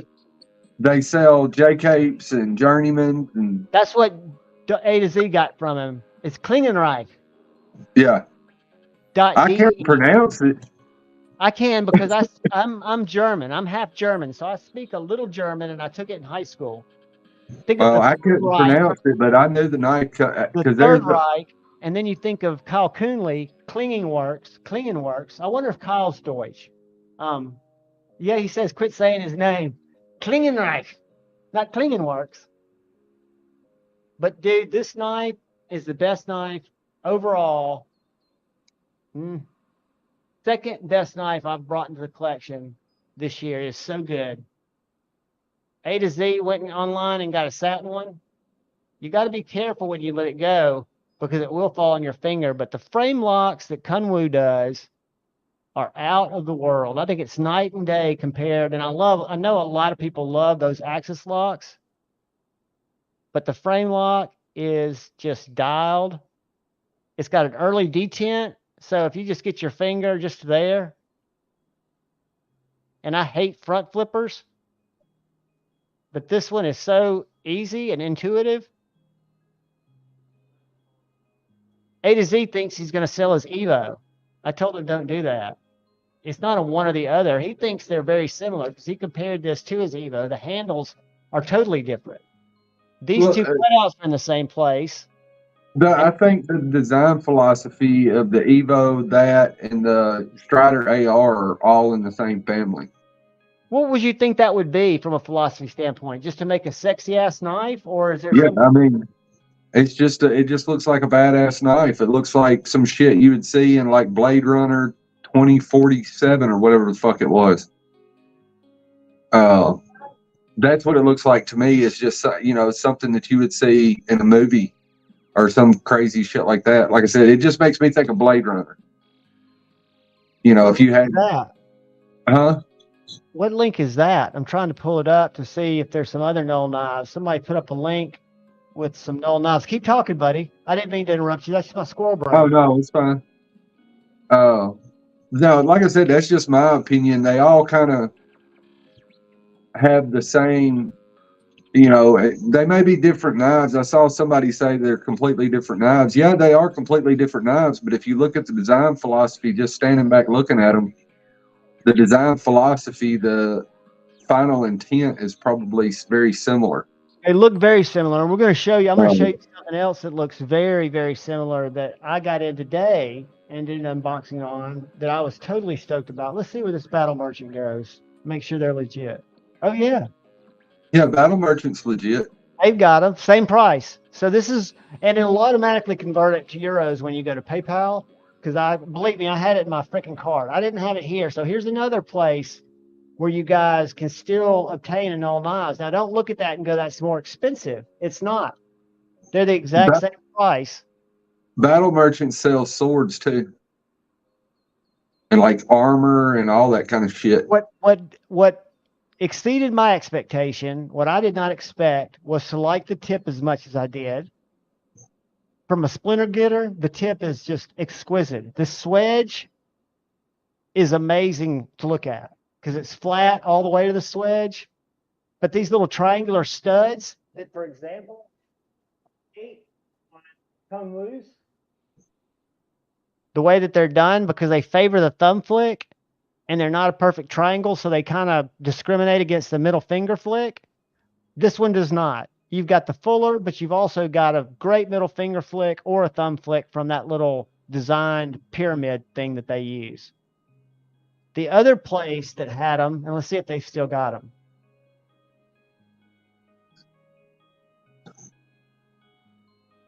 Your Schwartz is bigger than mine, Kyle. But yeah, here and the one I want is this one right here. And there's 6 in stock there. But see how that kind of looks like my my Sweeney? See, that's the one that I wanted, the blue micarta and blackened blade. Well, you ought to buy it, and then when you get tired of it, sell it to me. For what that's Kevin last night. I don't know if y'all watched his live, but he had a box of knives that he was giving away, or not giving away, selling. He had a bunch of knives that came back from a pass around group. He evidently puts knives in this pass around group all the time. What's up, Ed, channel member? Hey, Ed, or anybody that's come in late, just to bring you up to speed, there is a link pinned at the top of the comments. And it is one of our just visitor subscriber giveaways. It's not published anywhere else. It's for this Boker Bushcrafting knife, killer knife. And there's a link to a video that'll take you to Puerto Rican with the knife. Now he's Knife Dope. His channel, he just crossed 1,000, but YouTube takes you up and down. I want to get him some cushion. So if you're not subscribed to him, please subscribe to him. If you are subscribed to him, go watch the video, like it, leave a comment, and put JuhVon's somewhere in the comment. We've been collecting comments over there, and we're going to give this away probably pretty soon because we got a couple more to do. Oh, that was hard. Good thing it wasn't a sheet. But yeah, Klingenreich has something obscene. I think he got an Evo there once too, A to Z. Have you seen the Evo 4.0? I haven't held one. I've seen pictures. You know, it's medium size. It's between, and it's, dude, because like I said, I was convinced that I didn't want the big one, the 3.0, because I thought it was too big. Then A to Z EDC let me borrow that and his Koenig Arius for 2 weeks. I carried both for a week. I totally ruled out the Koenig Arius for no reason other than subjectively what it did for me and the way it made me feel. I did not need to own an Arius after spending a week with it. His is a fantastic non-flipper, exactly like I would buy. However, the Evo 3.0, which I was 100% sure I did not want when I handled it at Blade Show for 30 minutes, 15 minutes, however long I spent there with it, I fell in love with. It's on my bucket list. And when I saw the 4 come out, not going to be bigger, going to be smaller, I was like, oh, shit. Evo is greater than Arius, in my opinion, too, Kyle. And not necessarily in how it cuts or how it's manufactured or the quality. I'd much rather buy from an American company, but how it made my spirit feel. Satisfaction, good evening, brother. Maddie, bring you up if you hadn't been in. There's a video that I've linked up top that's just a general giveaway for this killer made for Arizona bushcrafting knife, the Boker Bushcraft. And all you got to do is go watch Knife Dope's video, like it, subscribe if you're not subscribed, which you probably are, but just leave a comment with JuhVon in it. And we're going to pick for that here in a bit. But something else I wanted to show you guys that I was totally stoked about getting, not because I was interested in it, I really didn't think I'd like the knife. I was just curious how they were going to use the shark lock. Have y'all seen the Flytanium Arcade? This knife? I hadn't seen it. If I have, I don't know I've seen it. Now, mine came in the only colorway that was available. It also comes in black and ultim. And these G10 inserts, it comes with the black set. I didn't know that. And they're going to be selling titanium and other type of insets. But what this is this is the first partnership with Demco. So on the bottom of this box, when I did the unboxing today, it has the Demco Shark Lock emblem. So this is the first knife to partner with Demco and use a shark lock. So in the short amount of time that I've received this knife today, and now I've come up with some objective, deterministic, true statements, I believe to be 100% true. A, this knife is made in Taiwan, exactly in the same factory that the 80-20.5 is made in. There's nothing wrong with that. It's using better materials. It's using aluminum handles with G10 inserts, or you can get aluminum with micarta inserts. They have all different variations. Keep in mind, I almost didn't get this. There's one still available at White Mountain Knives.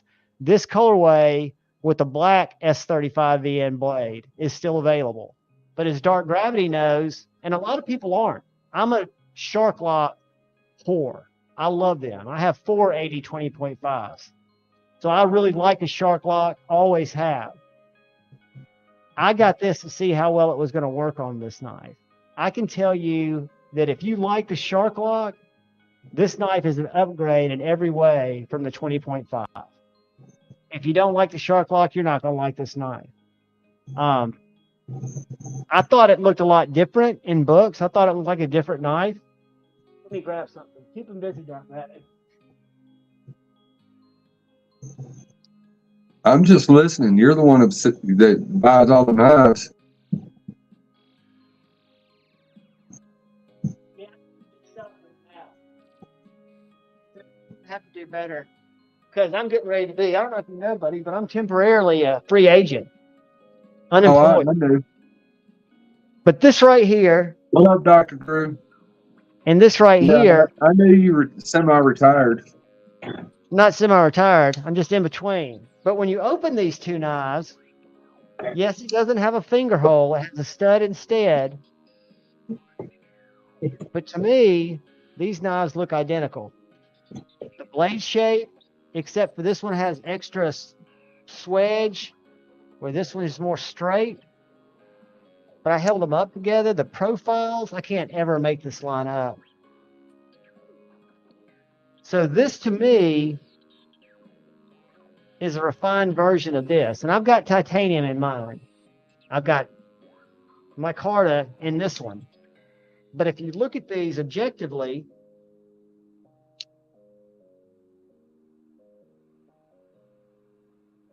you can't tell me. I mean, they didn't just license the technology. The mechanism is the same. The jimping's the same.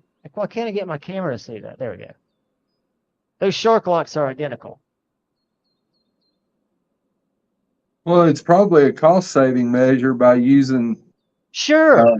By using existing and available parts. Absolutely. Why wouldn't you design your blade to lock up with this? I would like to see this come out. If I was talking to Flytanium, maybe in some different styles. Maybe do it in a Warncliffe. I don't know. I don't like Warncliffes personally, like not as much as Tri-State.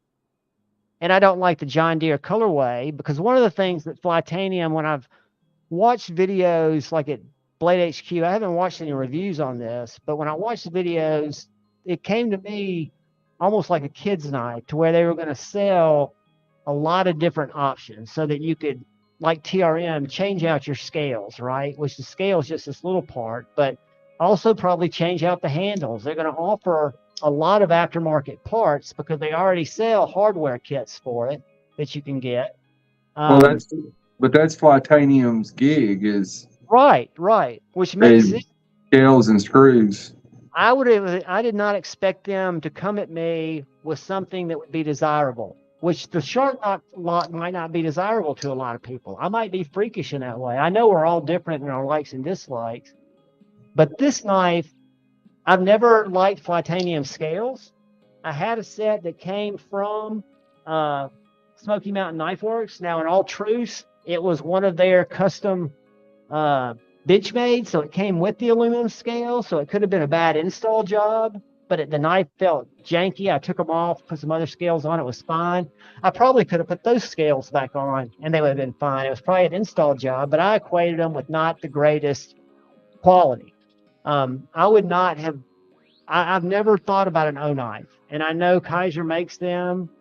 I do have O lights, but in the spirit of Mere Salt, I would never buy an O knife. Don't want one. But this knife, I thought, it would be interesting to bring into the channel. But now that I've got it in my hand, I've carried it all day. It's the first thing to bump the Padre out of my pocket. And it's sharp, and it's basically better materials than you would have gotten on. This was $199 before my 10% JuhVon 10 discount at White Mountain Knives. So it's probably $35 more than a Demco with FRN. If you get into titanium or better materials, you're much less expensive here. But this is powdered aluminum, and I don't know if you guys have a 940, you'll know how this aluminum feels because it's got that not powdery chalkiness. I don't want you to think it's chalky, but it just feels substantial. It feels just like my 940's aluminum. And then it's got this textured G10 insert that it came with in the box, a black set of these. And the one that I would have gotten had I been paying attention is black aluminum with Ultim inserts. And it was pretty cool. Pretty cool. But this is another new entry that came in, and it's one that I'll be doing a review on. I did an unboxing today, but all I can say is it's a Demco 20.5 in S35VN without a blade hole. They're not saying that it's not a shark lock because it's on the box, which makes me think it's the actual same mechanism, probably the same liners, maybe different liners. But it is an absolute winner. And then, guys, because my copy, did you see my video about this knife or my live last week where I was struggling with this knife? I think you and I talked about it, didn't we? You know, yeah, we talked about that. That's an effing grove. Right. And it is different, I'm proud to report, in fasteners and things than this one is. Not pivot. The pivot's the same. They use the same pivot. So, but there are a lot of things different about this 905 than this. First of all, this knife for me, and I think it's just because the way it looks, and it's got the blade hole. I can't really say it in my video because it still makes me feel dirty. This is a fantastic, fantastic knife for 65 bucks. I'm sorry. I really am. I wish it wasn't. I wish it was janky, but it is the shit. So I picked up this guy that I don't really personally like the look of, but it was more generic. And y'all tell me if it looks like something. Kind of looks Satu-y. That's what I was thinking. It kind of looked like a Satu. But I don't know if it doesn't look exactly like one, maybe. No, the blade's different. Of washers. And I figure I can sharpen out that recurve. But it's 14C. It's $5 more. And I'll show you something else I don't understand. But it's on bearings. So once you clear that detent, it is an absolute guillotine. You can push button it. You can light switch it. But what I found amazing. Go ahead. The blade looks like it weighs 10 pounds. Oh, dude. It's got to be, the whole knife I want to say was 9.8. but it's thick. It's if I take this, let me give you a good example. If I can get to this.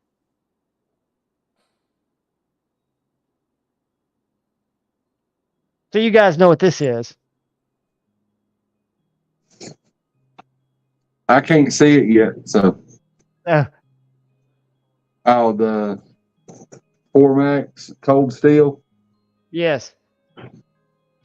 It is almost the same size as the 4Max, but it's got thicker blade stock. Not really. It's just not swedged. So that gives you an idea of the overbuiltness of this knife. And it has something when I go to flick it. I don't know what it is, but it makes a little noise. And I don't know if that's from the detent ball. It has this little weird noise that I can't put my finger on. There's nothing, there's no side to side. There's no up and down. I've tried to get it to fail. It won't. There's no wiggle when I disengage it, so it tells me the pivot is tight on the blade. It's got very good detent. Snappy detent. The only thing I don't understand, and they do this on both of their knives that are 14C. One looks like this, and one's got a straighter handle that I wish I'd gotten that doesn't have these curves in the handle, because that could be a negative depending on your hand. But it comes with a bronze titanium clip and a pink purple backspacer. So does the other one. And I'm thinking, why wouldn't you do bronze and bronze? You know? But this knife is $69.99, and allegedly it's 14C. And again, if you're just thinking, okay, I work outside, I use a knife to bang shit, to chop shit, to cut through wire, to do God knows what. And I think about scotching things, getting his guys that work with him every year a knife that'll stand up. I'd have a hard time saying that this knife would not get the work done, the hard and heavy work if you needed it to. And for under $100. The only thing would be the bearings. 5-door, does that look like Satu? I've seen Satu Dave's knives. I knew it looked familiar because of the blade, but I didn't think it was a. Let's go and look. Let me show you the other Epingro titanium, because I'll tell you how I discovered this brand. I'm an Amazon whore. And when I'm looking around late at night, when I think what would be cool for me, what do I want to buy? Lately, I've been into retro handheld shit. Y'all know what that is? I got a little device that plays old ROMs, like old Super Nintendo games, PlayStation games. So the way I found this knife is I went Epingro, titanium, folding knife. So this is that one. And when I looked at it, it looked familiar, but it didn't look exactly.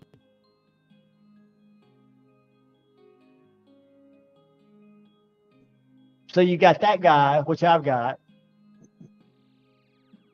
which maybe I'll send it back and replace it since I've reviewed it. You've got this one, which I love the milling on the scales, but I'm not digging that on the blade. And that one's D2. What do you think about that one? Can you see it? Yeah, it's a little weird on the blade. Yeah, what is that? I wonder if that would help you get to flick it. I think it's just following the scale and proceeding it through into the blade, and But just I bet you could get your finger in there and open it, depending on how tight the D10 is. well, you could use it as a, to me, and it might work as a finger flicking spot. It don't look like it would, but it would definitely work as a traditional type opening, with the like two-handed opening. Yeah, that kind of principle. But I'm sure, Jared Neves would figure out a way to fucking flick it. Oh yeah. Well, look at this though. He'd cut his finger off trying to figure it out. Oh, no doubt. No doubt. He'd get it figured out. But they're using the purple clip, which makes me think, why would you put the purple clip with the bronze shit? Why would you mix it up? You know, it seems like they almost got them mixed up. They weren't thinking. Well, they just don't have the symmetrical taste. I have symmetrical taste. I have to have the same on one side as I do the other side, Look at that personally. clip, though. I mean, they do shit nicely. That's a nice milled clip. Well, I mean, everything about that is nicely milled. And It's got a blue back spacer, which I don't get. It's got T8s or T10 hardware, and then this pivot's a T15. Or a T15 works in it. I don't know if it's a Allen. It looks to me like a hex, doesn't it to you, unless you get down in there? it does look like a hex, like a standard Allen wrench. Yeah, but a T15 fits it perfect. Which I could see because I don't have a hinderer on me, but if you look at a hinderer's pivot, it looks fairly similar on the back side. I was totally out on because it's got it's 8.46 inches. It's a little bit smaller, and it's got that drastic recurve and that funky ass compound grind. That one just did nothing for me. But I'll show you another one that did do something for me. See, that makes me think of a Todd Begg. One of the blade shape of that makes me think of some of Todd Begg's knives. See, I don't know enough about that, so that doesn't look original to you at all. I mean, none of them so far have looked really original to me. But the thing is I mean, there's only so many ways you can shape a knife and it look, you know, drastically unique. It's even that one. That handle shape looks familiar too, and I can't. It does. And this is the one that shape. Therapeutic Edge had on his. This looks kind of Medfordy, but Therapeutic Edge had it on his channel just in a short. And this is the one that drew my attention to it. And that's when I found the one that looks like the other company's knife. But again, this is 14C. This one, I might see if I can send this one back to Amazon and get this one instead. I don't know if they'll do that. I might have to send it back for a refund. But so that's how I got down that rabbit hole. So then as I'm looking for titanium Eafengrows, let me show you a couple more. This is a titanium Eafengrow that I don't like. Nothing about it. Kind of reminds me of my Todd Knife and Tools just because of the dark. But that's one that's in here. That looks familiar too. Todd Knife and Tool, maybe, or something different. Well, the way the scales has that that Todd Knife and Tool steampunk industrial look type deal to it, but the blade shape, all that looks like a buck from back in the 90s, and I can't remember the name of it. That looks like a Medford to me. Does that look like that looks like a, and that is a knockoff of a Tanto Microtech. Microtech. That's what I meant. Microtech. Fuck. Brain fart. Yeah, but you see it too, right? You see it as a like. And yeah, this one they don't make this in titanium or in carbon fiber. They just make it in G10 for $30. I've been tempted. And I remember at one point, I think they made another one of Microtech's design. I absolutely love knives like. What the fuck was that? That was me. I'm playing this video. Can y'all see it? I turned the sound up. I see the video now, yeah. But $30, man. And they don't do it in titanium, but he flips it here in a second. I just want to see if it looks sluggish or if it looks. The Microtech only comes in aluminum, so.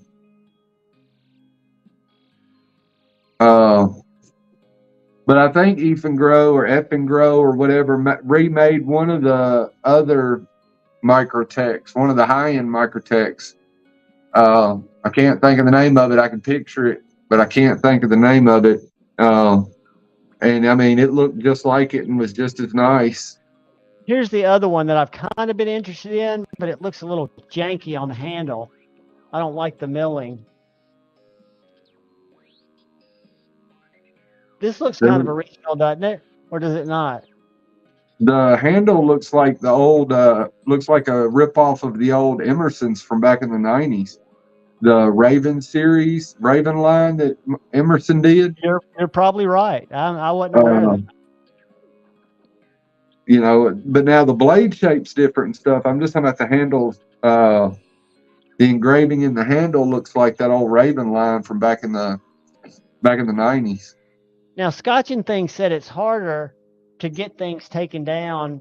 I know if they're being sold in China, it's hard, but it would seem to me that unless Strider has either given his blessing or has decided not to pursue it anymore, that Strider could easily get Amazon, maybe not AliExpress, maybe not the others to drop it. But the thing with it is, I think it is, you know, and I said this last week, I think what you'll find with Mick, or I've seen where they sell knockoffs of Savenzas. I've seen knockoffs of Grimsmo's, some Medford, you know, knockoffs and stuff on Amazon. Like the Canuck? Well, I mean, I don't know the model names and things of that nature, but you can just look and tell that this is, you know, I mean, with those that you just went through, you can kind of see other knives that are high-end knives that you're like, okay, I could see where this is. I agree. Where it's related. But the thing that you run into is that, you know, when you're talking, is one, is it hurting their sales? And in the case of Mick Strider, he can't make enough to satisfy demand already. 100%. So why would he go and fork out money fighting the biggest fucking company or second biggest fucking company in the world? You know, because I think it's Walmart and then Amazon as far as biggest companies in the world. Why would he go and fight that? When it's not coming into his buyer because they're not going to buy a cheap knockoff. Well, it's not.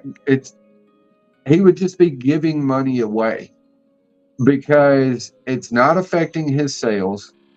Like I said, if he did a drop tomorrow of 1,000 knives, they would sell out in 2 minutes. True. I mean, that's just the truth of it. And so,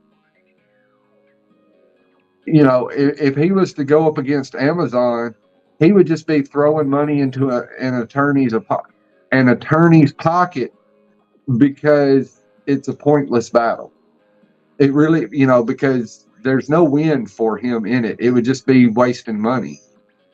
Because it's not going to draw news headlines. It's not going to draw headlines even hardly in the community. You know, somebody might talk about it that catches wind of it, but the odds are most folks wouldn't even know it's going on. I remember it's been a couple of years now, maybe 3 years ago. What's this? Because somebody else was saying that they were not in business. What the fuck is this shit? Who's not in business? Well, look at can you see the comment that I'm sharing? It's fucking tiny, man. Okay, I'm old it says, and blind. and since Strider went out, this guy read a comment that I found helpful. It was July 15th. Okay, so I bought this knife only to laugh at how horrible the knife was compared to authentic Strider.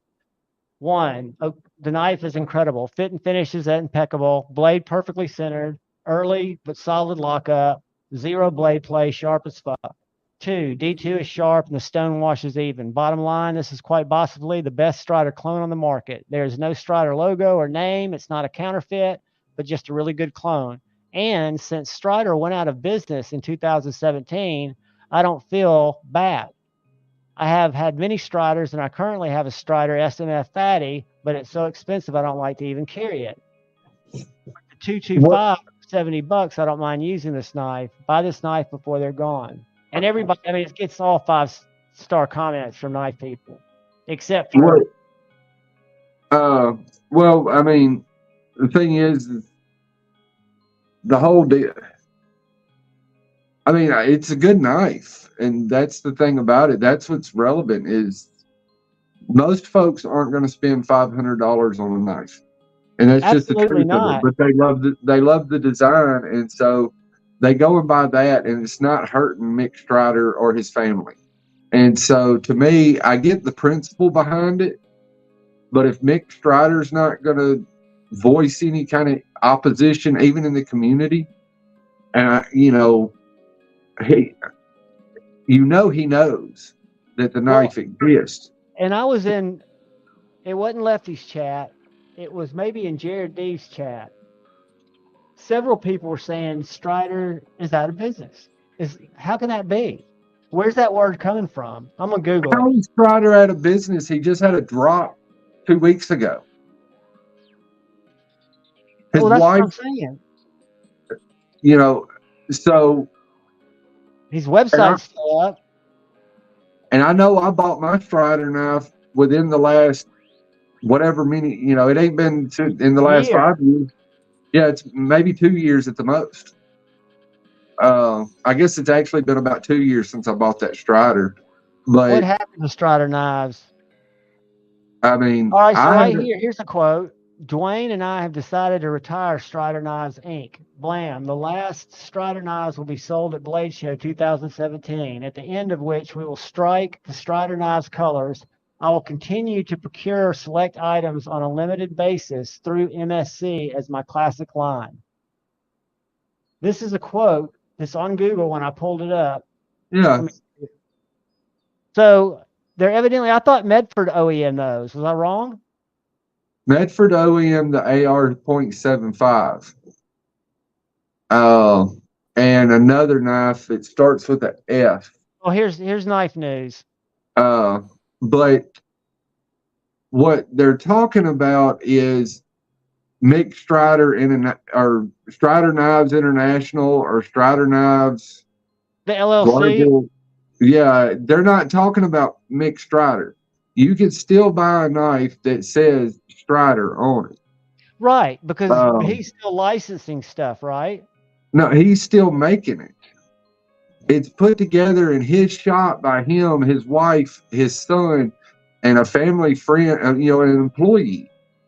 Now, his wife is the one who, and Steve said this last week, his wife is the one who manages the production side. He only makes custom knives now, as far as his hands go. He's hand grinding those nightmare grinds, and doing the handles and he makes Mick Strider customs. But Strider knives are still made, the AR and the fuck something or another, it starts with an S, I can't remember. S&G. They're made, huh? S&G? I don't know, but it's something that's made by, they're both made by Medford. But he still has knives made that and as far as whether he has the parts OEM'd out to fucking China or Bob down the street, or whether they're made whether he has his own machine shop, I have no idea. I do know if he's having the shit made overseas that it would eventually come out by now. It's been 5 years. I'm not thinking that at all. I'm not thinking that at all. I'm thinking he OEMs and see 5 Doors saying that Mick Strider still makes S&Gs, SMFs, and PTs in-house. Like I said, the AR 0.75, and there's another one that he did a run of. Those were done by Greg Medford. I'm assuming he does all of his fixed blades in-house too. Since he's doing the S&G, the SMF, and the PT in-house, I'm assuming he's doing his fixed blades in-house because fixed blades are so easy to do. His neighbor could have a tiny CNC and make those. Right. But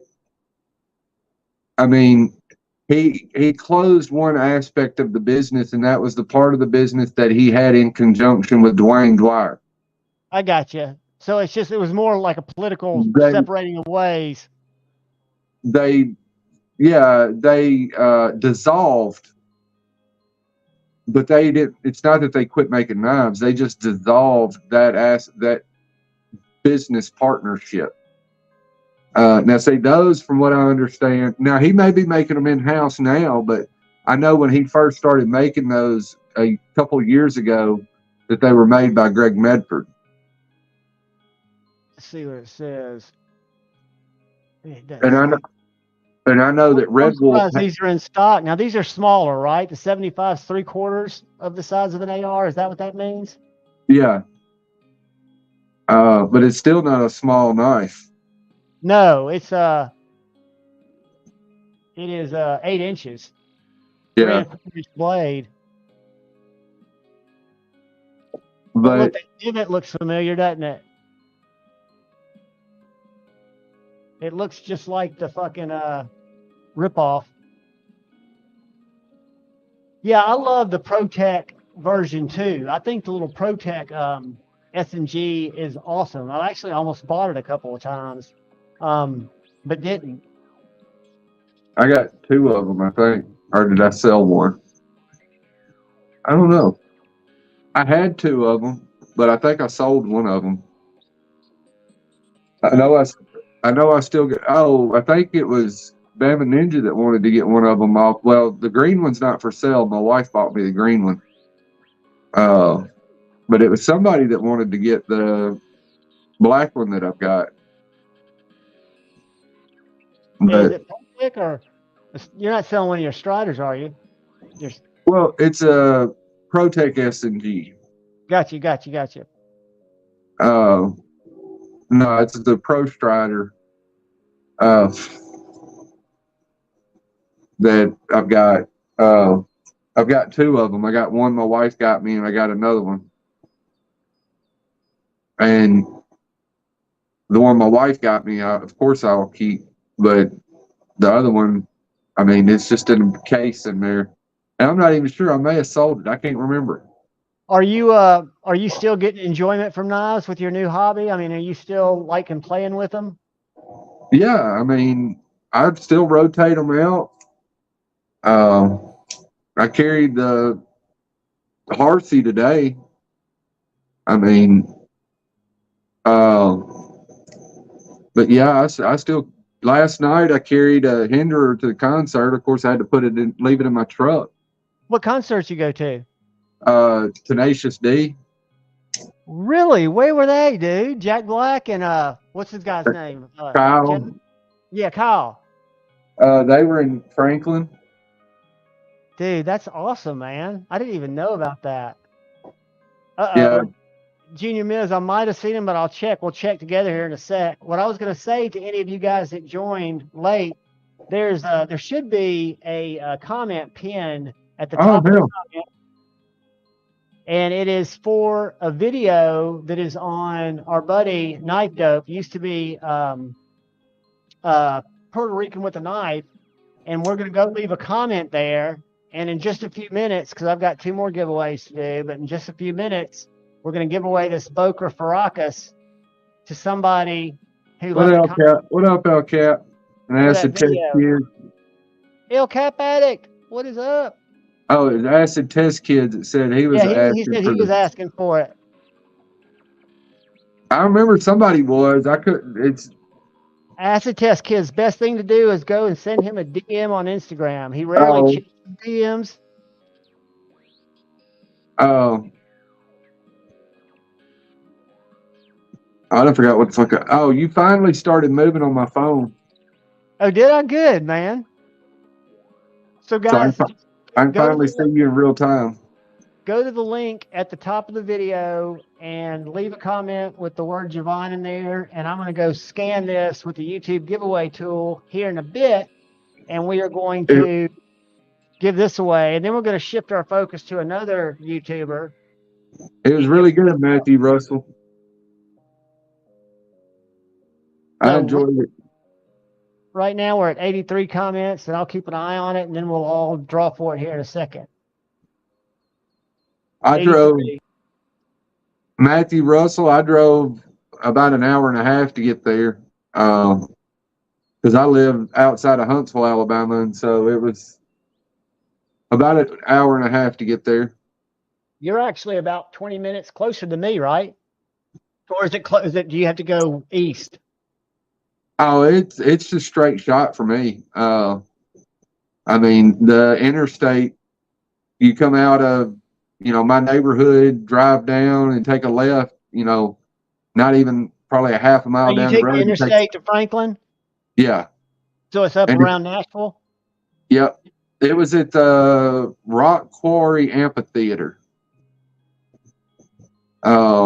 They've turned one of the old rock quarries in one of the mountains up there into an amphitheater. And so you're down in this big giant fucking pit with like 100-foot high granite walls surrounding you. And the stage is on one end of it, and then you're in this little pocket where you got these 100-foot tall walls, whatever they are, 75-foot, tall walls of rock surround, just solid mountains surrounding you. And so it all kind of echoes, or whatever. It gives you that amphitheater sound. It was freaking awesome. I did not see those new fixies. But awesome. Now that you made yourself big again, John, you stop moving. I'll make it small again in a sec. Kyle, are you talking about G-Bizzle? Because I was going to call G-Bizzle and let him know that Scotch and Things wasn't bitching about it. He was had been drinking and was like, no, has anybody seen G-Ball? Because he hadn't heard from him. He didn't know what he was doing with it. But I'm not sure who make things right. Because I want to make sure I know about it. I've been working on one little issue that I think we've got worked out. Dude, I live in Huntsville, Matthew. Are you close? Or did you just fly in for I flew to San Francisco, Oakland to see the Dead 5 times in the same week. It was a run of shows. I didn't fly out 5 different times. Hey, Matthew, I got a sweatshirt from that Primus concert hanging in my closet right now. I posted a video on my stories yesterday on Instagram. It wasn't Primus, but it was one of Les Claypool's bands. It was funky as shit. I used to love Primus. But yeah, Kyle, let me know or tell me. I'll send you a link. You can come and talk about it. We'll try to make sure nobody's out there getting hosed. But yeah, we're gonna see what else I got last week. I don't know if you've seen this Dark Gravity. Have you seen my Surge?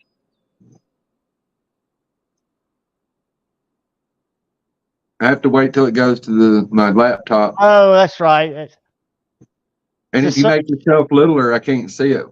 God damn, that's a fucking box cutter right there. It's a Surge. Yeah, it's a Surge Panchenko. Oh, okay. Point.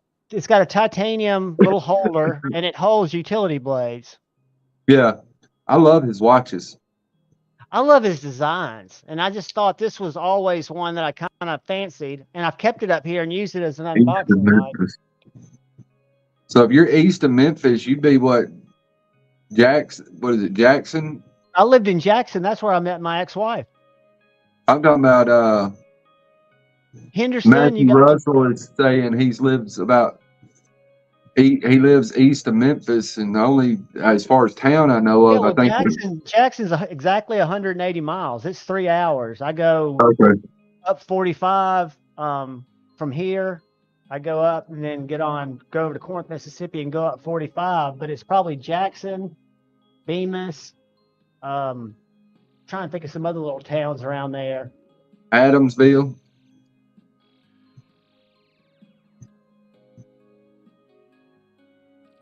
Awesome. I was a big fan of Oysterhead. Y'all remember Oysterhead? One of his bands? I've heard of them just because the whole deal with the vintage T-shirts. As far as listening to them, I don't. Fucking saw Primus in 1984. Holy fuck. Dude, that's huge. And they were on if they were opening for Rush. Okay, thank you, Kyle. That's freaking a long time ago. See, in 1984, that would have been about the time that I saw Def Leppard, and then it would have been a little bit later in the 80s when I saw like Suicidal Tendencies and Metallica, they come to Huntsville. I remember back in the 80s, all the big bands came to Huntsville. It really sucks now because they don't. But I remember Metallica, AC/DC, Pantera, Slayer, like I said, Motley Crue, you know, all kind of big bands back then. You know, like he said, Rush. Rush was fucking huge in '84. You know, all those big bands came to Huntsville back in the 80s, but now you can't fucking get shit here. And there's 10 times the amount of fucking people. You know, back then it was like 200,000 people that lived in this area and you could get all the major bands. Now you got 1 million fucking people and we can't. Don't make no damn sense. So am I bitching on my own or is John still here? No, I'm here. I'm absolutely here. I was just reading this post. I'm trying to get caught up on the dramas. Oh. And my answer to that is I don't know, but I will find out. Why the fucking bands don't come here no more? No, man, let me tell you something, dude. It is we've gotten some bangers, and I did the Knife Addict thing 2 weeks ago. Thanks to my buddy Ab Taylor, my donation knife gifter, my buddy who gifted me the Big Stag, Big Bowie. Yeah. We were going to go see Billy Strings when he was up here 2 weeks ago or last weekend. My son went to see them. How were they? Great. I know they were great. They were there 2 nights. I mean, I'll put it to you, my son and his wife, we got some of the best. We got 4th row back from the pit. Seats 1, 2, 3, and 4. That's how much pull my daughter-in-law has getting tickets to a concert. Because last night going to Tenacious D, it was the second concert they'd went to this week. Kyle, go leave a comment, enter the giveaway, then unsubscribe and pull your comment. I hear you, and I'll get to the bottom of it. But my daughter-in-law and son go to a concert like every week. When they call, when she calls Ticketmaster, they ask her where she has a separate number. She doesn't call the main Ticketmaster number. She has her own number to call, and they ask her what seat she wants. And so we were, you know how a concert fans out, and you got the center row that runs right down the middle of all the seats. We were seats 1, 2, 3, and 4, 4th row back, and then going down that center row. Dude, that is awesome. That is awesome. And I'll tell you, Billy Strings, right before COVID, the last concert I saw was Billy Strings. You know where the Mars Hotel is, or the Mars Music Hall is? You know where the Civic Center is in Huntsville, right? Yeah. So over on Clinton Avenue, if you come up by the post office, you come up Clinton. Yeah. And then you have the Civic Centers to your south. So right facing Clinton, on Clinton, at that part of the Civic Center, right across from that New Hampton Inn, there is the Mars Music Hall. So it's adjacent to the Civic Center. And it's a small venue, super nice. And I saw Billy Strings there 2 years ago. Probably 800, maybe 1,000 people venue. Standing room, and they serve drinks in there. It's more like a big bar than anything else, but it's really nice, like well done. And they use promoters and stuff. But when I saw that he was coming 2 years later and playing Orion for 2 nights, I've been following him on YouTube. And dude, he's an absolute aficionado. What are you? Not aficionado, a prodigy. He's the best flat picker alive. I mean, the guy is just, everybody watches him and goes, holy fucking shit. He can play any kind of music. He can play heavy metal. He can play bluegrass. His concerts include all of it. And anyway, my buddy Ab Taylor had ordered tickets. Him and his girlfriend, fiance, were going to come up, and we were all going to go. So he's been blessed, has a great business, and he got on StubHub and picked out those kind of seats. You know, really nice seats. Yeah. They were really, really expensive. And we were stoked. And so he got sick, and he wasn't going to be able to come up. So he sent me the tickets, and I was like, dude, I'm not going to go by myself. I said, why don't you just sell them on StubHub? And he's like, dude, I've already expensed them out. He goes, go give them to a friend. If you sell them, since I don't know how to do donations for your channel, use it and buy a knife for the channel. So anyway, I put them on StubHub. This is on Saturday at noon. The concert started at 7, gates opened at 4. So I didn't even think I'd sell them, or I didn't think I'd get much. So when I put them on, I was surprised that the going rate was about $100 per ticket less than he went for, but still quite a bit. So I put 3 tickets up there. How many people go and buy 3 tickets, right, at once? I figured it was a no-go. Within 5 minutes, those motherfuckers sold, dude. I transferred, and then a week later, I had my PayPal cash, and that's what got me. That's how I justified that. That who was it who said they wanted to see Behemoth? Damn it, was it Crispy Critter? I ain't seen Behemoth come anywhere near here. I don't know if that's who Matthew saw in South Haven or not, but I ain't seen damn Behemoth. They typically go to big cities to attract enough people. No, I don't go to a lot of concerts because fuck, I spent like $400 yesterday. I mean, I could have bought a really nice knife or a really nice pair of boots or all kind of shit for what I spent for something that's just a memory now. But the value of a memory is better and more tangible than anything you could buy. And I know that sounds wrong. Tangible, you can touch, you can feel, but unless you get Alzheimer's, those memories, even if you had a shitty time or die, even if you had a shitty time in a year, you'll laugh about it. And it'll still be a memory that's burned in your mind, right? With your wife. I mean, I enjoyed it, and I ain't complaining about spending the money. It's just, that's why I don't go very often, is because for me, the bang, it's just me personally. Some people love the shit, and that's fine. My son and his wife love it. Like I said, they go to at least one concert a week. You know, they'll drive to Atlanta and, you know, just to go to a concert and then drive home. It's like 5 hours one way. You know, with the way traffic is and getting there, maybe 6. You know, and that's their thing, and that's cool. Like I said, for me, it's just the fact of, you know, most of the concerts you go to, you spend, you know, $200, $300, $400. Oh yeah. It just that, like I said, that's just me personally.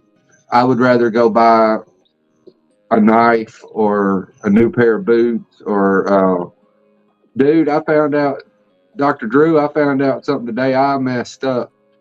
I found a Taylor Swift hoodie, and I gave it to some friends that also resell clothes, but they resell women's, and I don't really resell women's shit. They sold it in less than an hour for $150. So I shouldn't have gave up that Taylor Swift hoodie.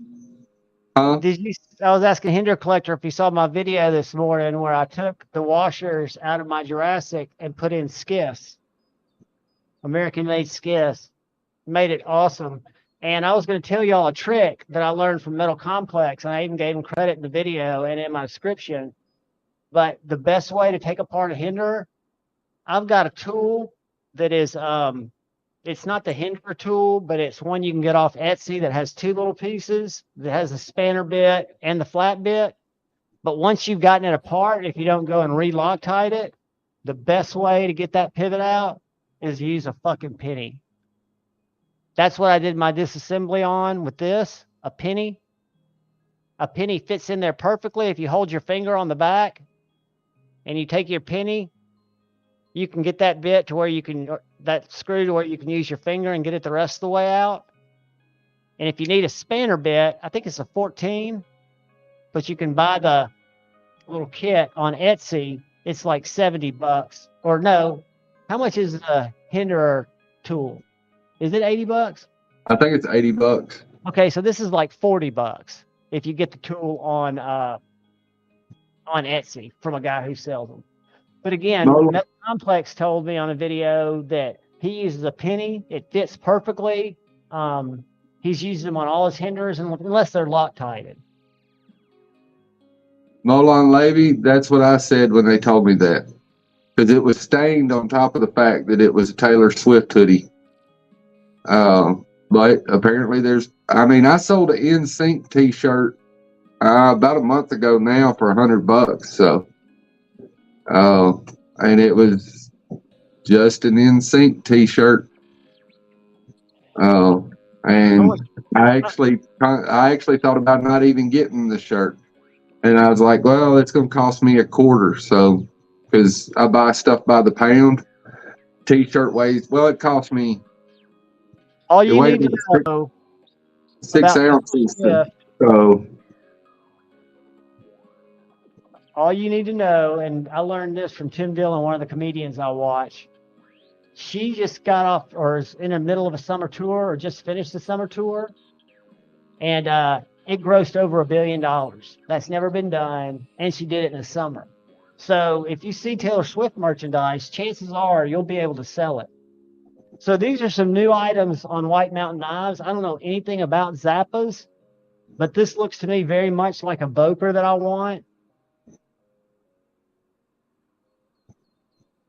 7.48 inches, 3.54 inch blade. For $75, you can use the code JuhVon10, JuhVon 10, and save 10%. But they've got, looks like a whole bunch of different knives. And I'll show you what else I saw today that I'm not interested in, but one of y'all might be.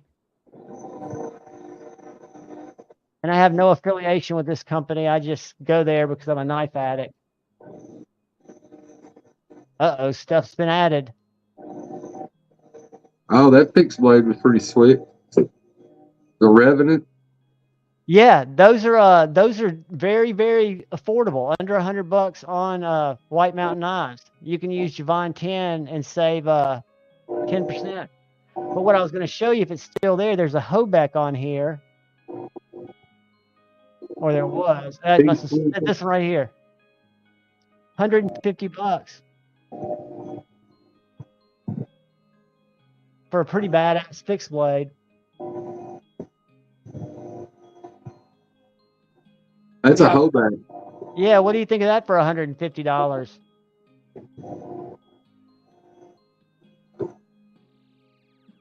I don't think it serves a functional purpose except for to stab somebody. Right. But I mean, aren't those like $300 knives? I don't know what the Quaking's going for now. If it's actually made in America, probably about $5. Yeah, that's a Quaking. Quaking fixed blade? Quaking. Yeah. Fixed blade. And a lot of times, NAFSL stuff is way too much. Well,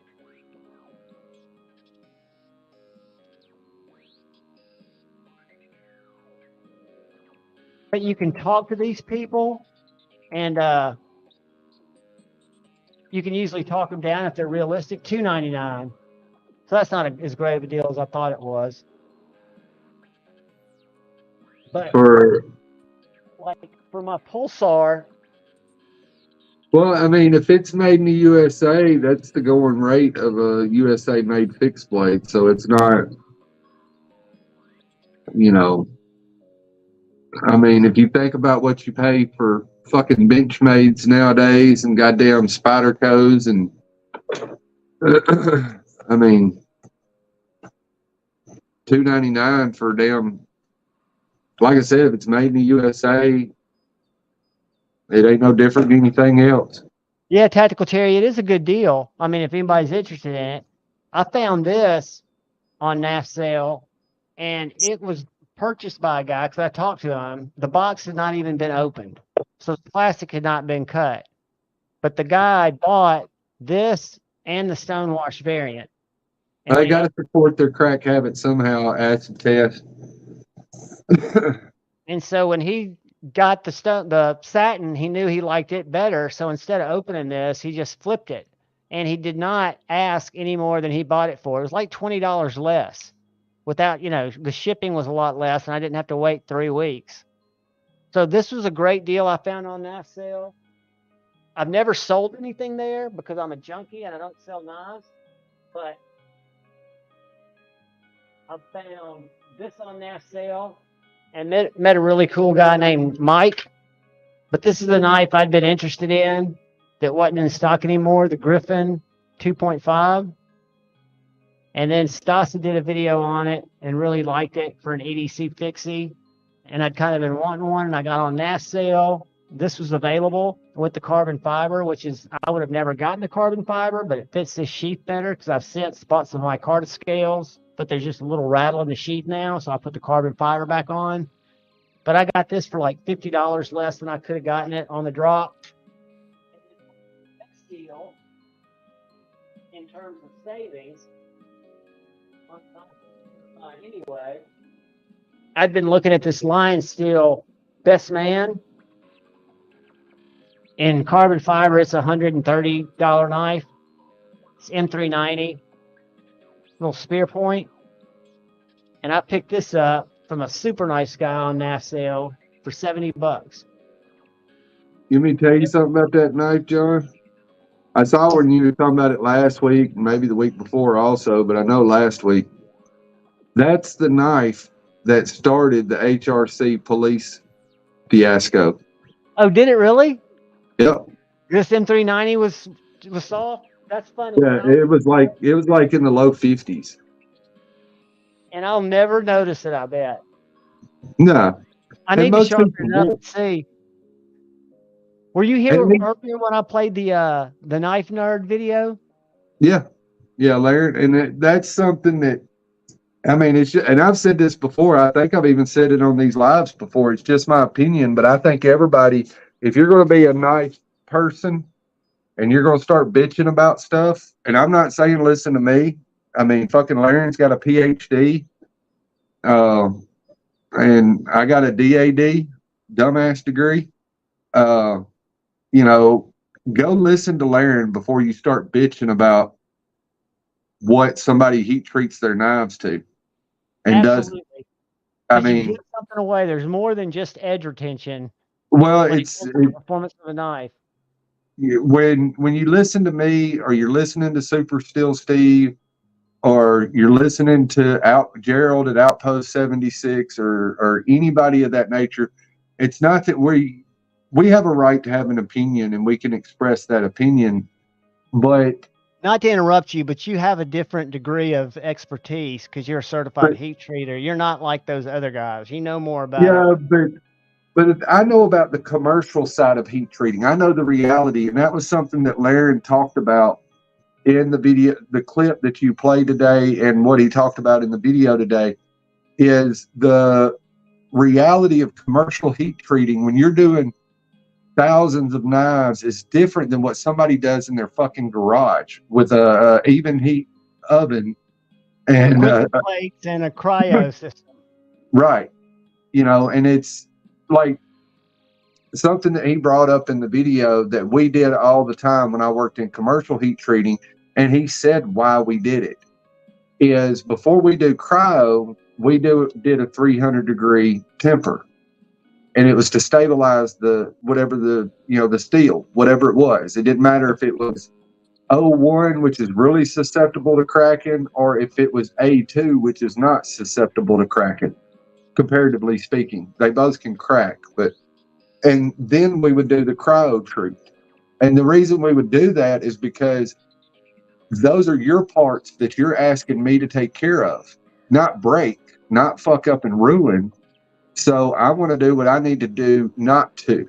Well, he also said in that clip that you played that by doing that, you reduce the hardness potential of the steel. All right, if you send 1,000 blades to Peter's Heat Treat and you're Rick Henderer knives, okay, each one of those knife blades is, just say, $200 a piece, and he just sent you 1,000 of them. So he just sent you $200,000 worth of knife blades. Are you really, as a business, going to risk fucking them up? No. You're going to take them, you're going to run them through the heat treat oven. You might use a bigger than a 2-bar quench. You know, like the smallest one we had where I worked at was 3-bar. Then we had some 4 bars, and then we had, actually at the time, it's not now, but at that time, we had the only 10-bar quench furnace, which is 100 psi of nitrogen, 100 pounds per square inch of nitrogen being injected into it when we quenched. And so we could get those hardnesses with those bigger furnaces. But, you know, I don't know what Peters is using. But, you know, it's like he said, Peters goes, you know, they run them through their commercial vacuum furnaces because it's Magna Cut. They're not going to, a lot of times, going to run that through oil. And so they get it at a higher HRC. Then they go and they temper it. Well, they take 1 or 2 points of potential hardness out of that steel by tempering it before they do the cryo. Then they go and temper it again after the cryo, and then they send it back to Rick Hendricks. And those are things that happen in the commercial, in the real world, in the big world, where you're dealing with tens of thousands, or even in the case of, you know, some factories, hundreds of thousands, like Benchmade, Spyderco, Buck. You know, they're dealing with hundreds of thousands of blades. It's a totally different ballgame than what you can do in your garage, you know, or in a lab. You know, it's that way in any industrial world. You know, and that's, as somebody who's worked in a machine shop and fabrication, the biggest thing that'll drive you crazy is the engineer will come up to you and say, I need this. And it's like, well, it just ain't gonna fucking happen. Because humans and math are two different things. Just because you can do it in math doesn't mean the human body or the human mind can actually bring it to fruition. You know, and that's one of the biggest things that you know, that's why, you know, there's a lot of things in theory that can happen, but in reality never do. And it's the same thing with heat treatment. Tell me if I'm wrong. What I took out of what Larry was talking about today is edge retention strength and blade fracture don't go hand in hand. So he says it's more about the carbides being a tighter fit, so they're less likely to pull free and dull, than it is about other properties. So if you get something to optimal range, if you go higher, the edge might be more retentive, but it's also going to be more susceptible to those microchips or fractures, as he called them. Is that not right? Well, in the case of high vanadium steels, you want our tungsten, you know, your tool steels, your high-speed steels, your tool steels.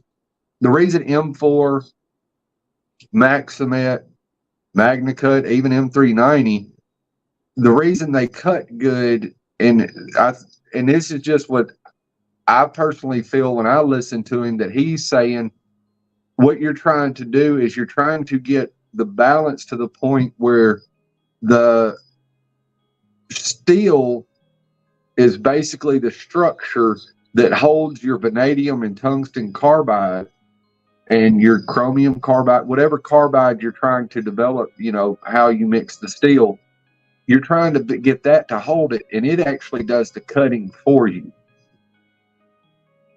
You know, and I don't know if the way I'm saying that makes sense, because see, I haven't done it. I can visualize what's happening with the steel, you know, and steel is actually multiple components. And when you heat treat it, you're trying to get the vanadium and the carbon, or the chromium and the carbon, or the tungsten and the carbon, or whatever else is in there, to form carbides. And then the other parts of the structure form, you know, just hold it in place, and it does the work. And that part is tough, where the carbides are hard. And so it kind of becomes a balance. And where the whole argument with Magna Cut is that 63 range is that balance point of you still retain toughness, that 63, 64. You still have the toughness throughout the structure of the steel, and then you have the carbides, enough carbides where convert it into solution, so you have enough carbides in the blade to actually do the cutting for you. And like I said, what I'm saying may not make any sense. That's the reason I'm saying go to Laren and listen to him if, you know, before you get on a soapbox. I mean, if you don't give a shit, you don't give a shit. Just go buy the fucking knives that you love. But if you're going to say, I'm not going to go buy that Best Man because, you know, the heat treat on it sucks because it's 54 Rockwell. Or I'm not going to go buy a Benchmade, whatever that fucking knife was of theirs, that the bailout. Yeah, bailout. You Have know, you that seen because, what that motherfucker is now? oh, I know, but that's all the Benchmades. Yeah. But I'm just saying, if you're going to say, you know, because I remember there was a period a couple of years ago where people were like, well, when it comes to these American brands, I only buy Spyderco because they're the only ones who know how to heat treat. And it's like, no, that's just somebody else fucked up. One day Spyderco will fuck up. You know, it's like I've told you before. I didn't carry Spydercos for years because they're fragile compared to other knife brands because they got that really, really sharp, pointy tip. And when you're actually working with your knife, it breaks off easy. And so everybody's looking for something different. It's just, if you're going to complain, go listen to Laren before you do about the heat treat. Exactly, because he explains it very, very well. And it seems like a really nice guy. Guys, if you have not registered for this giveaway yet, the link's up at the top. I'm going to give you about 5 more minutes, and then I'm going to pull for it because we've got a couple more. One more surprise giveaway, and then we've got our member giveaway. I want to make sure I got time for all that. Yeah. Before, JB. No, not JB. Is Maddie live tonight? He is, isn't he? Yeah. Jeffrey Dawson, I agree 100%, buddy. I agree, Jeffrey. This is something I don't get caught up on. I don't think anybody's making. I agree, but the thing is that premium performance isn't necessarily not there. And that's the point, is to get to that next level of premium performance, and see, that's the part that everybody doesn't get, is, you know, and I'm not hating on you with it, Jeffrey. I'm saying that, all right, if you go back to what I just said a minute ago, when you're talking about in a commercial heat treat environment, you send it to the best guy in the business, either Boss or Peters, okay? They're doing it at a commercial level, so you're going to get this is as high as you can go. Well, your true premium heat treat is another step up, and that's the guy in his garage that actually knows what the fuck he's doing it and doing one blade at a time versus 5,000 blades at a time. And so what you have to realize, your idea of premium may not be what premium really is. Premium may be that $1,000 knife that is being heat treated by somebody like me who went to school for years for it and did it for years and knows how to do it on a, you know, I used to heat treat by hand with a torch. That's how the level I got to with my ability to heat treat steel. Is I could heat treat knife blades, I could heat treat hammers, custom hammers, I could heat treat custom nail drivers, you know, by hand. And so that was something that took me years to get to the point that I could do. That's a premium heat treat, is sending it to a guy like me who has a special furnace in his home that I control beyond standard, you know, the standards of a commercial heat treat facility, you know. So that's the true premium level of heat treat. Now, what that's going to cost you is that's going to cost you a whole lot more than maybe $300 when it's all said and done. And that's the thing, is our individual perspectives on what premium is. To a lot of my coworkers, premium is a $65 Kershaw from Academy Sports. You know, to me, premium is a $500 knife. You hear me and John talk about all the time when he does give the recipe to make it optimal, but he also go and listen to what he said. He said Just that today you're in the going to video. lose. He said it in the video that John played. The way commercial heat treaters do it, you lose 2 points. So the fact that they're following his protocol, and instead of hitting 63, they hit 61, it's because the way they're doing the heat treat, they're not gonna do it the way Laren says. It's never gonna happen because it would shut them down to have one bad batch. He gave the recipe. He said, do the cryo immediately after the quench. But commercial heat treaters don't do that because you run the risk of warpage and breakage. And it's like I said a few minutes ago, if you're sitting there with 1,000 Rick Hinderer blades, 1,000 Strider blades, 1,000 whoever blades, and you're talking hundreds to $200 a piece, you're talking a $200,000 batch of steel. That would shut Peter's heat treat down if he screwed up and lost 200, had to write a check to Rick Hinderer for $200,000. Very, very good point. That's the thing that we as a community have to accept the reality of, is we're not buying customs. That's what true premium is you're buying from a custom knife maker who does it in their garage, you know, or does it in has the time and the skills to do it better than any production line could do it, because they can. And Peters is doing it better. And Peters has worked it out to where they're getting more along that 63 line with MagnaCut, you know, but it wasn't something that happened overnight. And Peters, that's the reason I said Peters is the best, is because, but you go and you send it to somebody else and you may not get that. It's, you know, like I said, it's putting everything into context and realizing that what each of our individual views are. It's like I was saying about the pocket knives. You're paying, you feel you're paying a premium price, you know, by buying a Hinderer for $425. But is that the true premium for what the world that you're playing in? Because to get that individual one blade at a time, you got to go to Bob Terzola. Yeah, you know, even our machine company, Ed, I think they're doing multiples at a time. I'm trying to get your comment to come up so Dark Gravity can see. Okay, but you're bringing up somebody who does 8 or 10 knives at a time. You know, Rick Hinderer does like I said, for every step you go up, you're talking about more and more.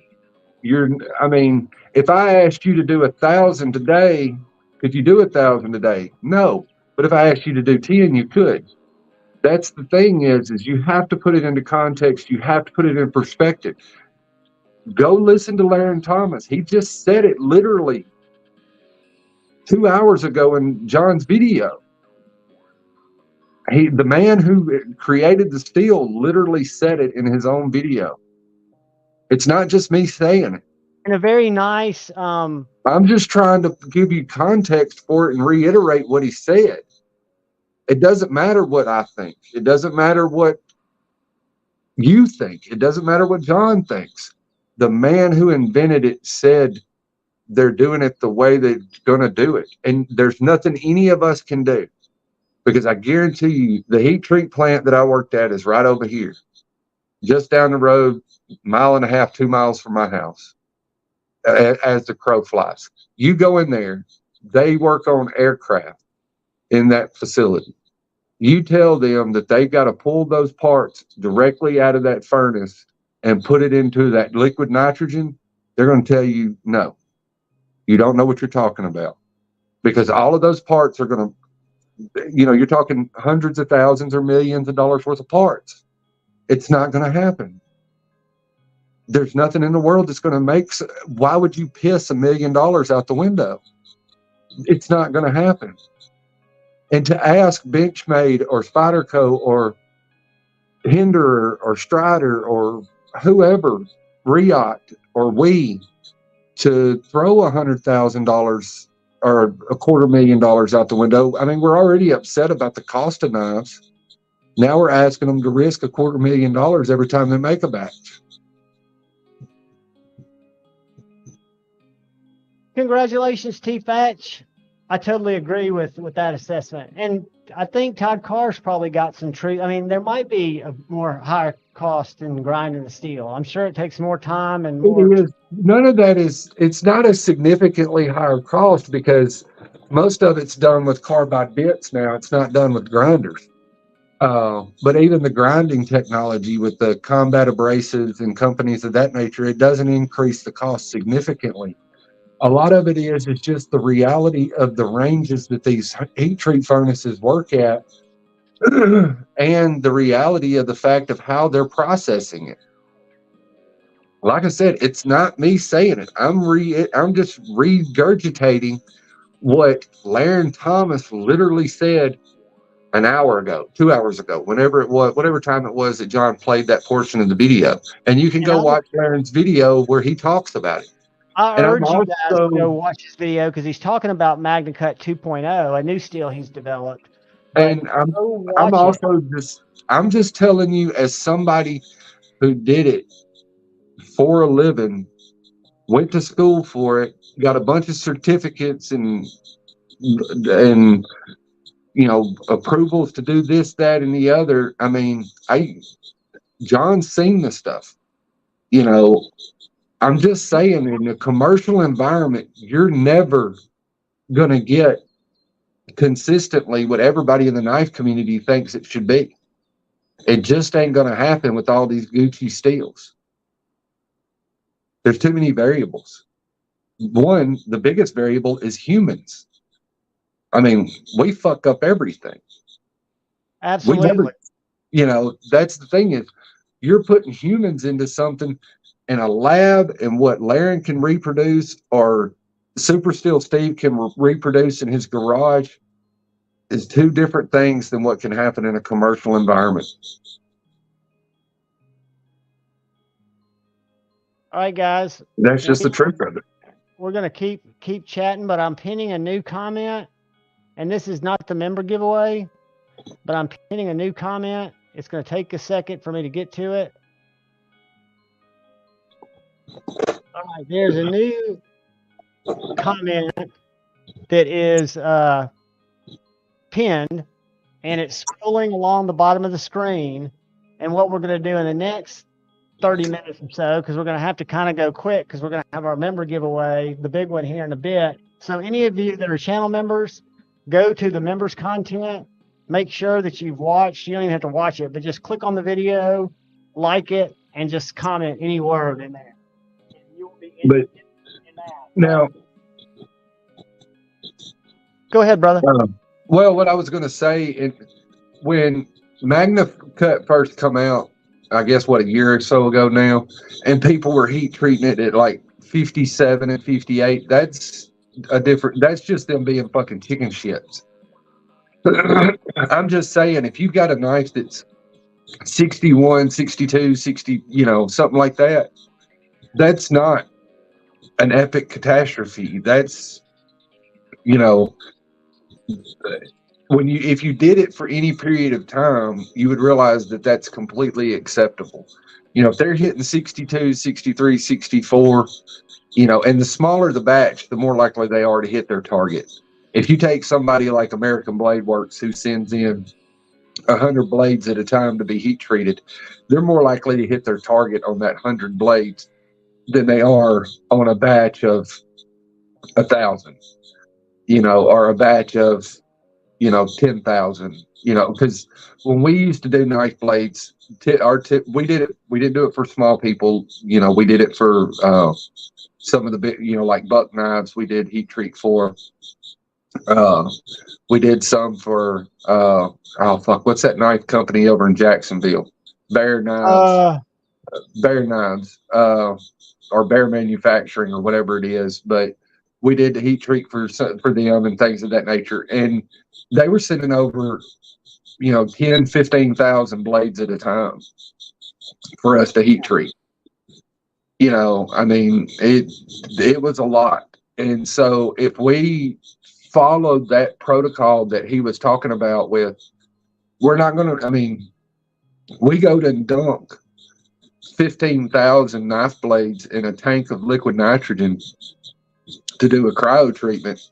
I mean, you're talking that, you know, and something goes wrong and they fucking crack. You know, they break because they already have the pivot holes cut in them. Pat, there's about to be another one, buddy. G-Fix won the first one. There are actually two more. Hopefully you've registered for the member drawing. We've not done that one yet. And we're getting ready to give away a Miguron Kelowna on the video that I've just posted. This is G10 14C 28N. It is a little bit thicker, but it's thicker in a way that I like it. This knife, to me, feels exactly like my Chavez Redemption Street, both in thickness and in build. And this, besides the Miguron Moirel, is the best Miguron affordable knife that I've ever experienced. It's got a very tall, flat grind. Whoops. Very slicey, stonewash on the flat grind.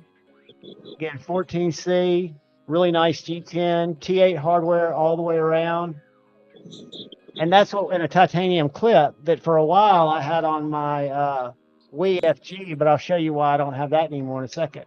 So we're about to do another giveaway at about 30 minutes for this knife. And all you have to do is go watch the video that's scrolling, and it's also pinned in a comment, like and subscribe. And then just leave a comment with the word JuhVon in it, and we will draw for it here in just a second. This is for Stafford EDC. I met him for the first time last night on Lefty's Live. He's a friend of Lefty's. I think he's a local buddy, and he started his YouTube channel 6-7 months ago. He does a lot of car videos, but I started to watch some of his videos last night, and I'm not sending you guys to people that I don't think you'll like. I've got to do some investigating, have a couple conversations to learn about Kyle, what he was saying. But the reason I send him there is because I like the content. I'm subscribed to a lot of channels, but I probably watch 8 or 9 pretty regularly if they put something up that interests me. And Stafford's put some good stuff up, and I really like Knife Duck stuff too. But that's what we're going to give away next. And then for those of you who are channel members, the big giveaway tonight, which we'll do last, you can go ahead, you can go to the member content anytime during this video if you haven't already.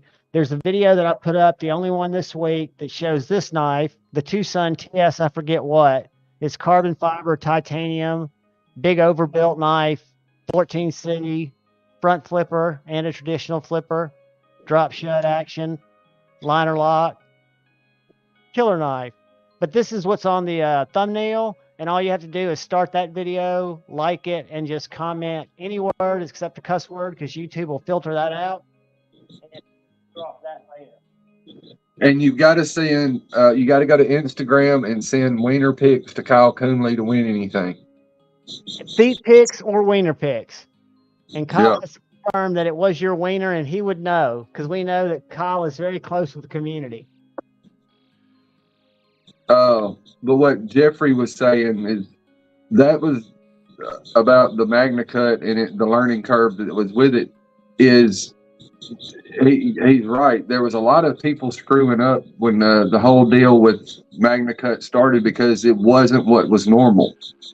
And you have people doing, XYZ the same, whatever it is, you do it the same way over and over again, and you get used to the, getting this result. And then somebody comes in and says, hey, we got to do this way. And that's, that's kind of what happened. Sorry about that, Crispy. You'll just have to send them a tank picture. He loves tanks. Maddie loves tanks too. So between Maddie and the Keister Keeper. And I totally agree, Todd. What I was saying earlier is the best way for any of us to make a difference in the community is to buy what we believe is valuable, because that's telling the manufacturers that we're not willing to pay for shit that we don't think is valuable, right? So there's absolutely nothing wrong. And I'm not saying that there's anything wrong with searching for only knives that have optimal heat treats. If that's what is important to you, God, yes, go for that.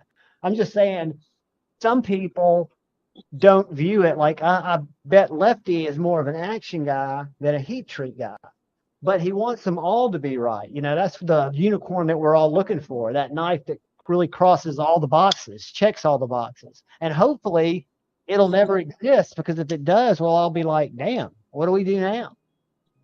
So, well, and, I agree with Todd Carr. Yeah, and that's the thing is, if that's your jam, that's cool. And that's, you know, I like the tool steels and the really hard steels, and that's why I've got, you know, Crewware and MagnaCut and Maximet and all these different, you know, different, you know, knife steels that are harder, you know, K390 and things of that nature, is because I like that too.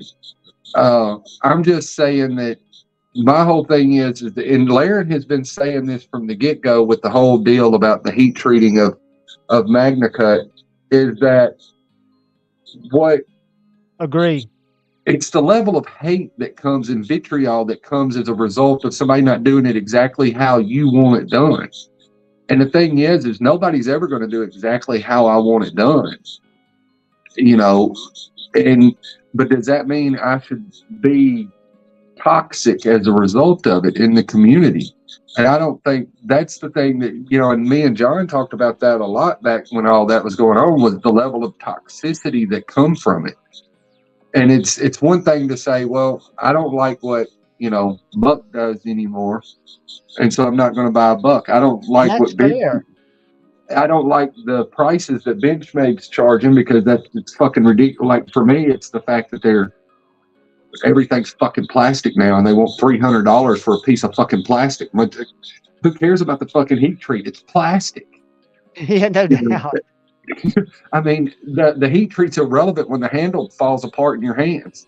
Exactly.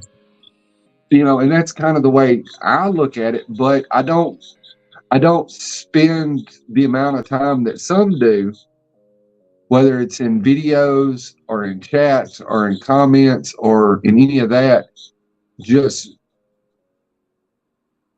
you know, losing my shit over it. Like, when this is over, when we get done talking about it, you know, we start talking about Kyle's collection of tank photographs, you know, then I'll move on, and I won't lose a bit of worry over it. And it will not stop me from buying any knife if I like the design of it. That's what I buy. I buy steels. That's why I love Spyderco, is because they give me a ton of options. I can't afford customs where I could get those options also, and so I go the way I can afford it, which is usually the PM2. But, you know, if I see another knife that I like, I'm willing to bet you the M390 on the Voodoo is probably 58. But if I wouldn't have spent $400 last night, I would probably buy a Voodoo. And I wouldn't care one bit that the Rockwell on that M390 was 58. Right, well, you got a hollow grind that you would think you wouldn't want to be. I mean, again, if I'm opening Amazon boxes and I love the knife, I think the point is we shouldn't hate on people who only buy optimally heat-treated knives, and we shouldn't hate on people who spend their money to buy knives that people say aren't optimally heat-treated, because everybody's use case is different, right? Yep.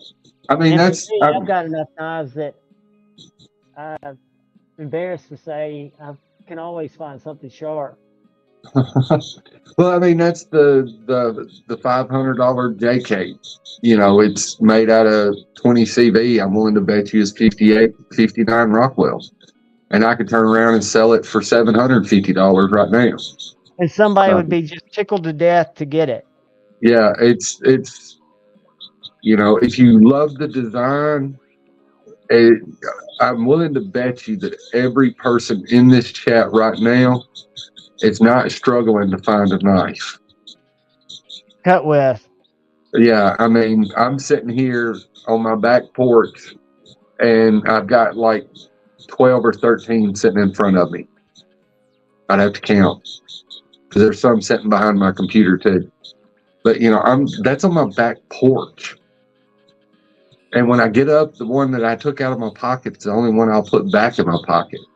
So I've got 12 or 13 fucking knives sitting on my back porch on a table because I sit out here and smoke cigarettes and flick them. And play with them. And That's what watch I'm YouTube talking to videos. A to Z today about, because he's got this thing like Lefty. If he's not carrying it, he feels like he needs to sell it. And I said, dude, you're missing the point. You've got so many knives now.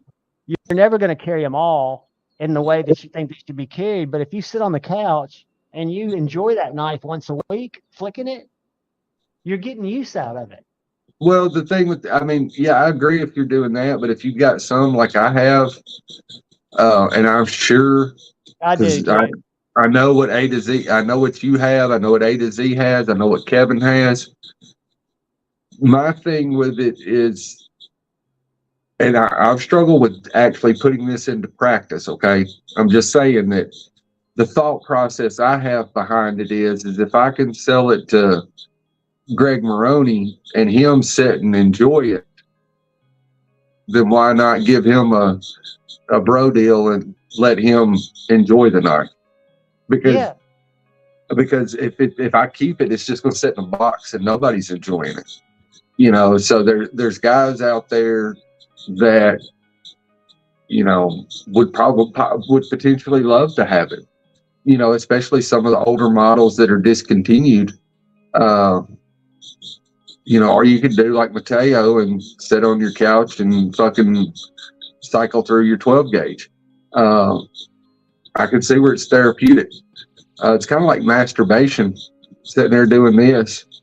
It's kind of like masturbation, you know. I can get that. I'm going to give you another therapeutic view, and I have no affiliation with them. But I mean, and so I get where A to Z's coming from with him. I mean, and he buys some serious fucking bangers, so it's kind of like, you know, and I know he ain't hurting for money per se, but I mean, when you're dropping $500, $600, $800, $1,000 at a time, you know, you got to like it or you're not going to do it. Well, that can still get a little I'm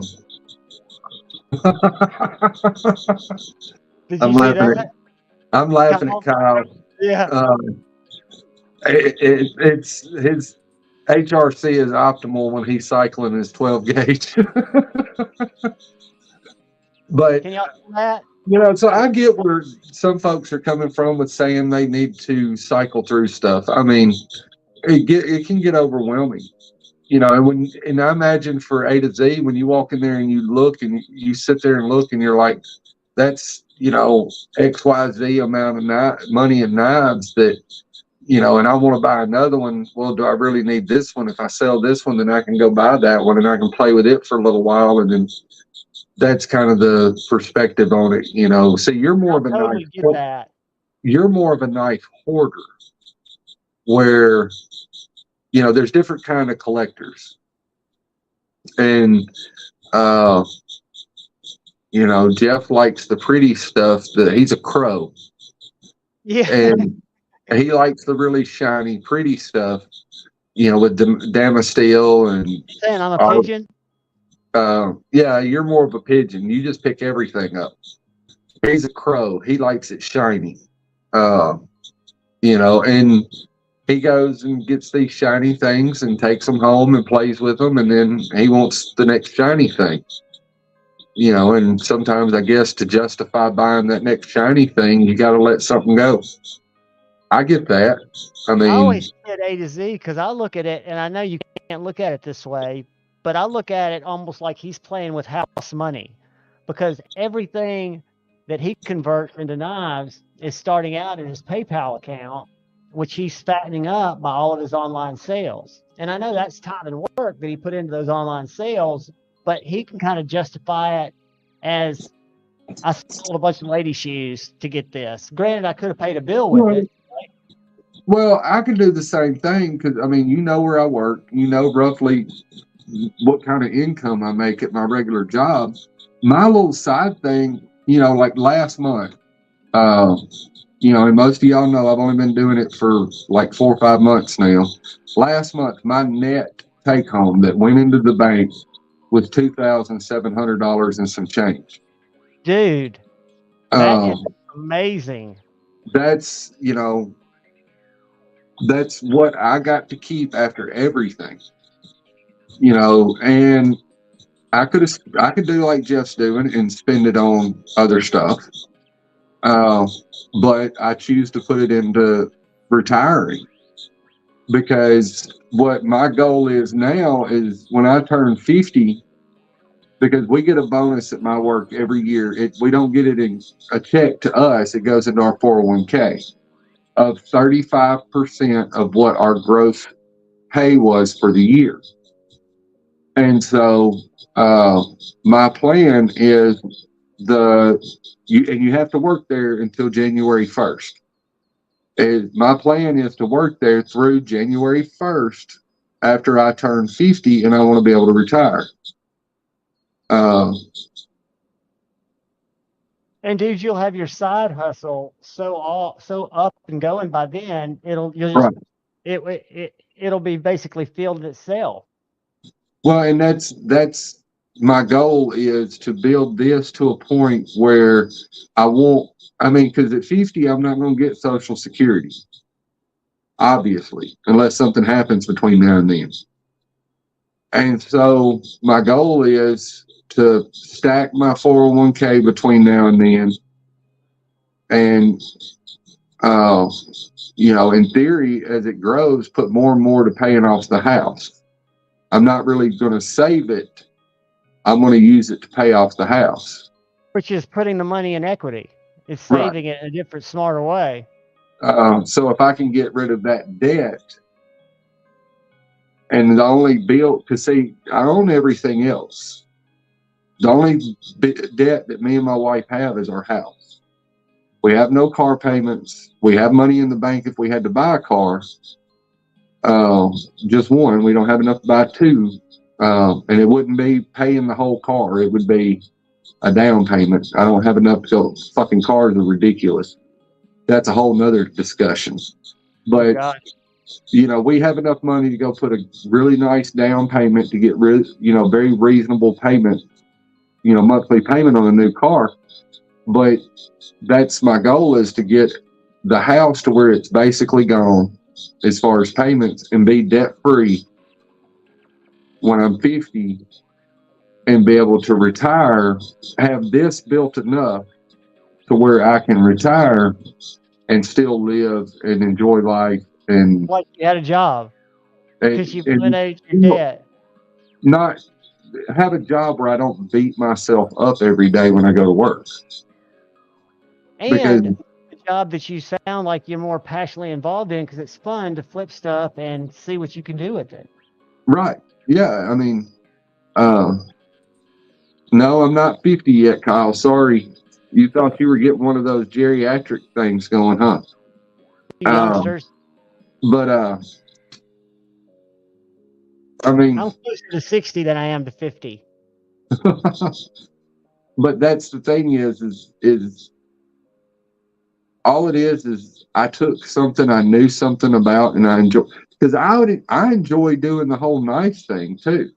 It's just the money's not there with knives. I don't want to sound bad, but it's not. You know, unless I'm one of those douchebags that we all sit and talk about that go to knife shows and get in line and buy all the fucking Koenig Ariuses for $600 and then turn around and put them online for $1,000. And I don't want to be that guy. You know, you would be more the Marine X kind of guy. The what? Marine X kind of guy. Did you see you didn't see the video I shared today or heard the drama about, you know who Marine X is? He's a YouTuber who has, let's see, he's got 51,000 subscribers. He did a video a few days ago called, let me tell you what it was called. It was basically, why the best damn EDC, parentheses, Taylor Martin, is bad for everyday carry. That was a video he did about a month ago. And then today he did why you don't need these. And he talks about what influencers tell you need that you don't. It's pretty funny. Well, I mean, the thing is I've never heard any, well, I won't say that. I have heard people say you need to get one of these, like Skiff bearings. That's a good example. I've heard lefties say, and I don't know if you've ever directly said it, but I'm sure you have. I'm a huge fan, dude. Well, no, I'm saying, you need to get some Skiff bearings. I've kind of heard that, but the thing is if all you do, anybody does, all Jared does, all Metal Complex does, or Kevin, or any of them, is they show whatever's out there. And they're like with the Voodoo. The reason they're showing the Voodoo is because everybody wants to see the fucking Voodoo, because it's a badass knife.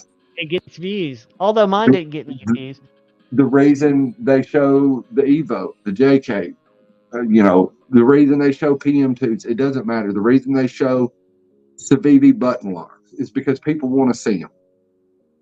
All they're doing is providing content for what people want to see. They're not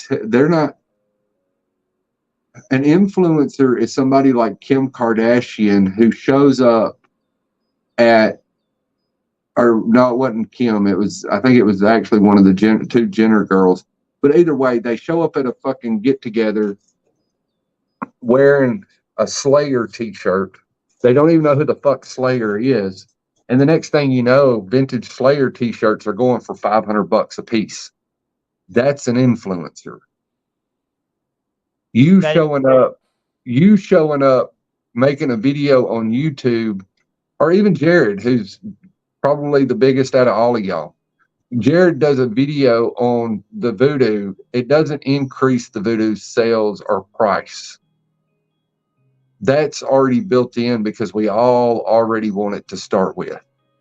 But by Kendall Jenner or fucking Kourtney Kardashian or whoever the fuck it was that wore the Slayer shirt 2 years ago, she changed the entire dynamic of the clothing industry. Thank you, Crispy. So that's an influencer, because 2 years ago, Slayer t-shirts were worth $15 or $20. Now they're worth $400 or $500. Guys, we've been at 48 unique comments. Nirvana t-shirts were worth $50 or $60. If you want to jump on that, go comment on the video that's posted up at the top. Like and subscribe to Stafford EDC. We're love bombing him. Just put JuhVon in the comment, and we'll give that away in a second. Sorry, guys. And I agree, M-Bomb. I agree, Mateo, that Kim Kardashian has never influenced me to do anything. I'm just making one hell of a fucking profit off of what she did do. Yeah, exactly. And I just got started. Because I normally in a week will spend, this week I've spent a little more because I got to where I was about run out of stuff. But I normally spend $50 a week and make about $700 a week. And that's because that's the way it's been for the entire month of August and the entire month of July, as I've been netting, and I'm not talking about gross, I'm talking about net, about anywhere from $650 to $700 a week net profit. And acid test kids, that's 100% true. And you can tell the difference between channels that are supported by manufacturers that are, hopefully people can tell, that are what I call shilling, talking about great, great, great, great, latest, versus people that love knives, that collect knives, and just share their shit.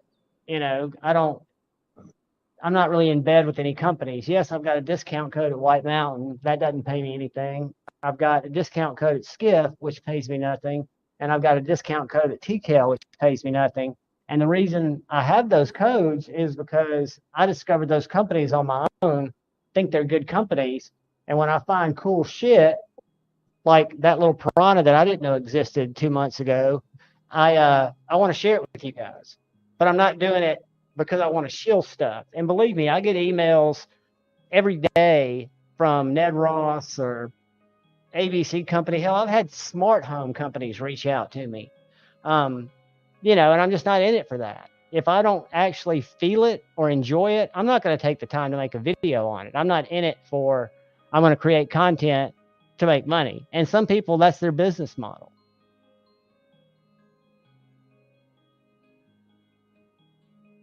You must be talking about Bruce Jenner. Always be Bruce to me. Yeah. Actually, it was the steering wheel that chopped his wiener off. Actually, he's still got a wiener from what I heard. I don't know. He's got a wiener and boobs. All right, guys, we're up to 51 comments. So some of y'all came alive. I'm going to give you about 5 more minutes, and then I'm going to pull that bad boy because we're about to have to get into member giveaway territory. Nobody ever told me, is Maddie going live? Let me go over here too. I'm sure they are. But I'd tell anybody, though, if there's something you enjoy in life, figure out a way to sell it. Baseball cards, comics. There's so much truth to that statement. Toys. Go back to do what you love and the money will follow. You'll be so much more fulfilled and you'll be more successful than you ever imagined. I've met people since I started doing this more seriously instead of just going for myself, because I've always been a thrifter. And, you know, of course, John knows this because we're the lucky people who have, yeah, and exactly, Kyle. I mean, if you love pimping hoes, pimp them. Pimping ain't easy. But me and John are lucky that we've got unclaimed baggage close to where we live, and so we can go and find crazy shit at a ridiculously good price. I mean, you can go in there and buy freaking Louis Vuitton for, you know, a couple $100 instead of a couple thousand. And it's real. It was even better. 10 years ago, it was even better. Yeah, it was. But I mean, I'm just saying that I've always done it. I've been doing it since I was a teenager, but I just now started doing it a few months ago. You know, to where I could make money. I just thought I'd give it a try and see what happens. And that's really what I did. Is I took stuff that I had in the house actually, and started selling that. And what's funny is that every time I go and get stuff that I actually own or have owned, it sells faster than stuff that I go buy. You know, it's really weird how that works, but that is how it works for me. Like today, I sold a shirt that was actually mine for years. It was one of my favorite shirts, and that's why it took me so long to sell it. But I listed it a week or so ago, and it's already gone. Luke, go comment and put JuhVon in that video and subscribe if you're not subscribed to Stafford. If you are, just put a comment in there, and you'll be in on this video that we're getting ready, or this giveaway that we're getting ready to pull for the Miguron Polonia. One of my top 5 budget knives of 2023. And one that I didn't expect to like as much. I got it after I got the Miguron Moirel. Fox. Oh. But if you want live in 45 minutes. So I'm going to rush y'all up to the video that's currently posted. And then I'm going to put the member video link up there. And we'll give away the Tucson, and then hopefully we'll have some breathing time. Keep going, Dark Gravity. I didn't mean to interrupt you, brother. No, I'm just, you know, we've been talking about stuff that's not as fun. I'm just trying to be positive, you know, and because I know for myself and, you know, over my life, You know, and it's something I see quite frequently and have for years in the knife community, is people wanting things but don't have the money for it. And it's figure out a way to sell yourself. Figure out a way to make money off of what you love. And if that's you know, selling knives, sell knives. If that's, you know, anything, it doesn't matter what it is. You know, if you can sell fucking feet pictures and sell your underwear, fucking sell. Actually, who just popped up on my screen is a great fucking example of that. Mateo with his fucking jerky, with embalmed jerky. I mean, The there's best something jerky ever. I'm out again. it's something he enjoys making, and he's figured out a way to do something he enjoys and make money off of it. There you go. I mean, pretty fly. If you can get money for your ass and you want to sell it, sell it. I mean, that's the thing is there's nothing more fulfilling than doing something you enjoy. I mean, I remember years ago, and I've heard it before this, but I remember seeing, you know, everybody used to ask Gene Simmons, because, I mean, you don't realize it, but Gene Simmons is fucking rich as fuck and owns all kind of shit in the music industry. And same thing with Elon Musk. You know, they don't view what they do as work. That's the way their brain works. I'm not saying what they're doing is not work. I'm saying that's how their brain works. But they look at it as a goal. They look at it as a challenge. As, you know, they love what they do so much that it's not a job. And I enjoy finding things and then flipping them. Like, I had a guy probably 2 weeks ago message me in my eBay store, and he said, asked me if I had any more of a certain thing that because he missed out on it, you know, or whatever. And I didn't. And he was like, well, if you find any more, message me. And I messaged him. I found more today and messaged him. And I told him once because I wash everything that I get, that I'll wash it.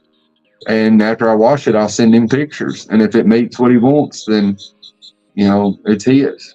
And he was excited, you know, and that's the thing is it's the fact that I knew exactly what he wanted and being able to find it. I didn't find it for myself. I admit, still finding stuff for myself is cool. But, you know, it's the hunt, you know, and it's doing stuff you enjoy.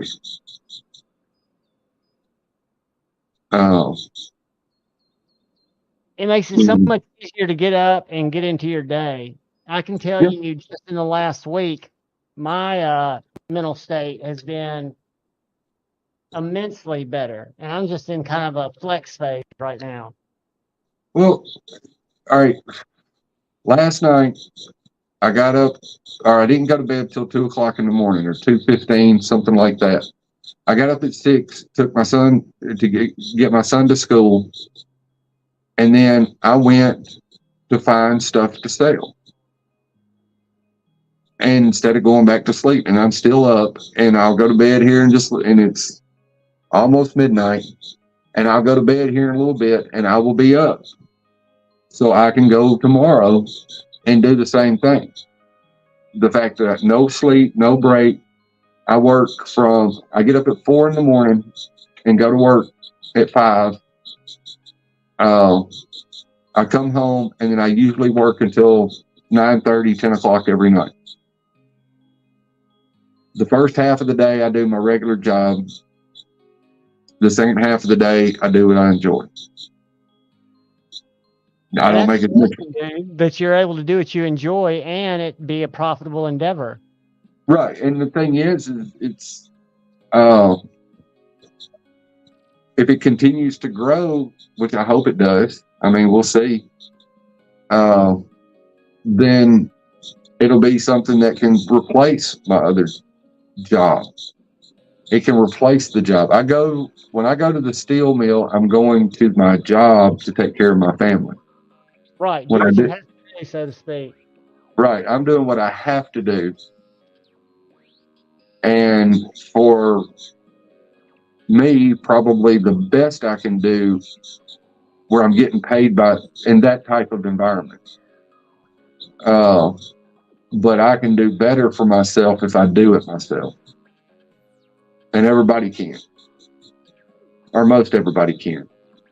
And I think one thing, as fucked up as COVID's been, I think that's something that it showed a lot of people is it can be a U economy. I've learned that I can do what I was doing freelance and do very, very well. The thing is, turned down work because I didn't want to have time deadlines while I'm going through this kind of life adjustment. well, this is we were talking about this at work. My dad used to, which you know what I'm talking about, and probably quite a few folks on here will know what I'm talking about. My dad worked for TVA. And a lot of people that work for TVA for, like my dad, 30 years. Then they retire, they go back to work for TVA, making twice of what they were making before. Now, the reason they're making twice as much is because they're not getting paid retirement benefits, they're not getting their insurance paid for and things of that nature, so they just get the full amount of cash. What's up, Rick? You could do the same thing in your world. The thing is that you still have to treat it like a job and get up every morning and do whatever it is fucking IT people, computer analysts, whatever the fuck it is, marketing people do. You have to get up and do whatever that is that you have to do, just like you would any other job. It's just like me this morning getting up, just like I had to go to work, even though I was tired, even though I'd been up till, I only got 4 hours of sleep. And I got up Thursday morning at 6 o'clock, because I took off yesterday from my regular job, and I still went to look for stuff that I could sell. So I still treat it like a job. Even when I'm off work from my regular job, I treat my other like a job, so it can become my job. And that's the reason most of the time I listen to a lot of the live chats, Maddie and Grumpy and you and Kevin and different things of that nature, but I don't really communicate because I'm doing other stuff while it's going on. It's just like earlier, with the whole deal, you talking about the giveaway night, you talking about or listening to Laren and things of that nature. I was listening. I was just busy doing stuff, and I wanted to get X amount done before I come on to the live with you. Well, because you're disciplined too. And I think that's something that people have to realize to chase your dream. You have to be disciplined. It's easy to be disciplined though if it's something that you like, and that's my point with it is yeah, you have to treat it correctly, but if you enjoy it, it actually isn't that hard to treat it correctly. It's not hard to treat it like you would a 9-to-5-er. I don't want to call it a job because, if you're doing something you enjoy, and truthfully, I learned that at a very young age. There was a guy I grew up with, his name's Mark Jones. And he was old, he's quite a bit older than me. But the church that I went to, it was all intertwined. He was in the teenager group when I was in the little kid group and all that kind of stuff. And then when I become, and started doing some of the teenager stuff and the teenager church trips and all that, he would be a chaperone. But he always loved baseball cards, comics, football cards, all that kind of stuff. And so he started a shop doing that. And he became a very wealthy guy. And all he did was play with freaking toys all day. Literally.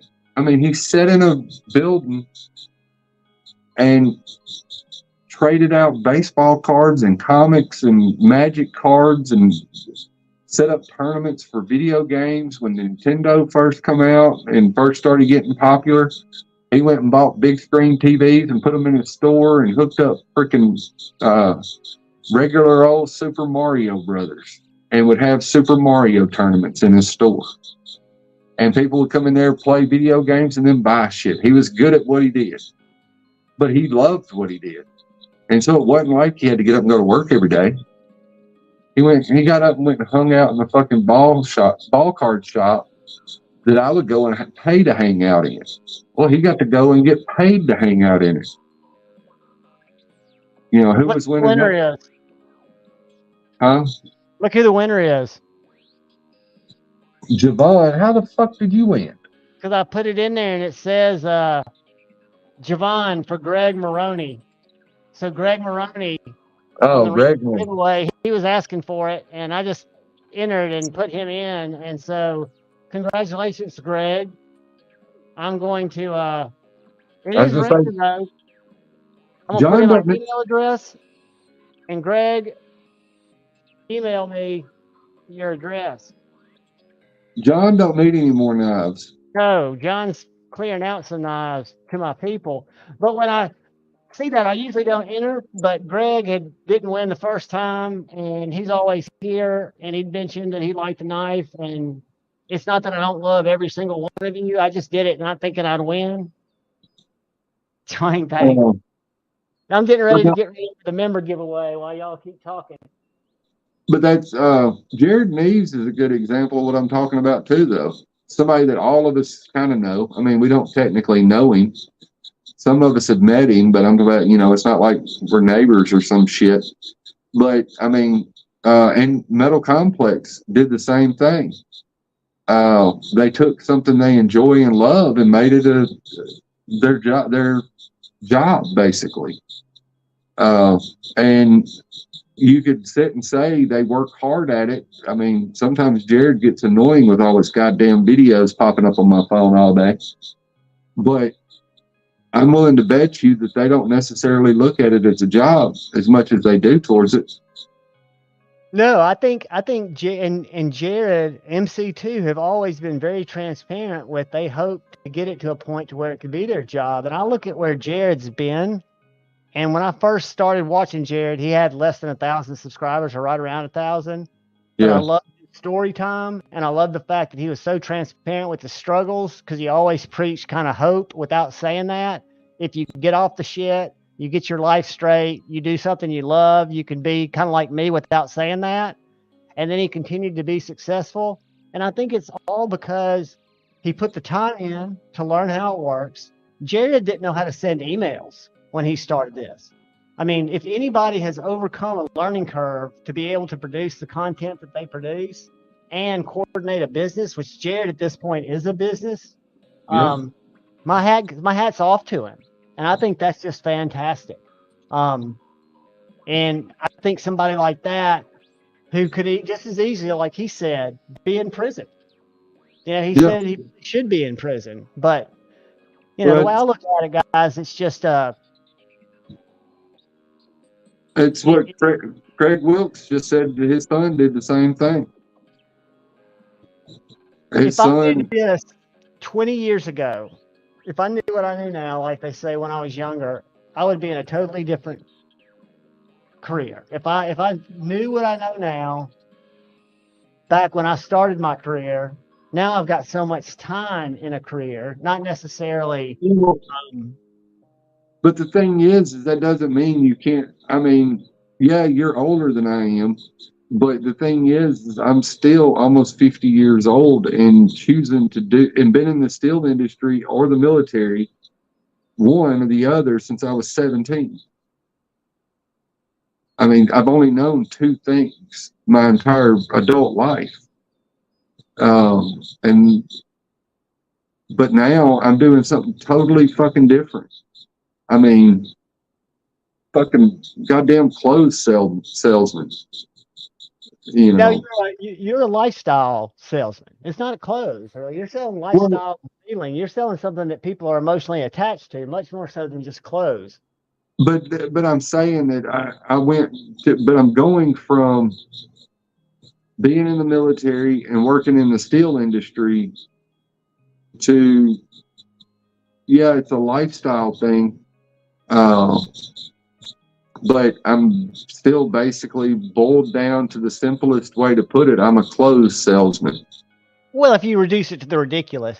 And I wasn't saying that I'm too old to do what I love, because I am kind of doing that now. It's just when I had all the tenacity and vinegar that I still have, but when I had it at a higher testosterone level when I was younger, if I was driven to do things that I loved, as opposed to being raised to conform to a certain stereotype of what I was supposed to do. Sorry, Damon.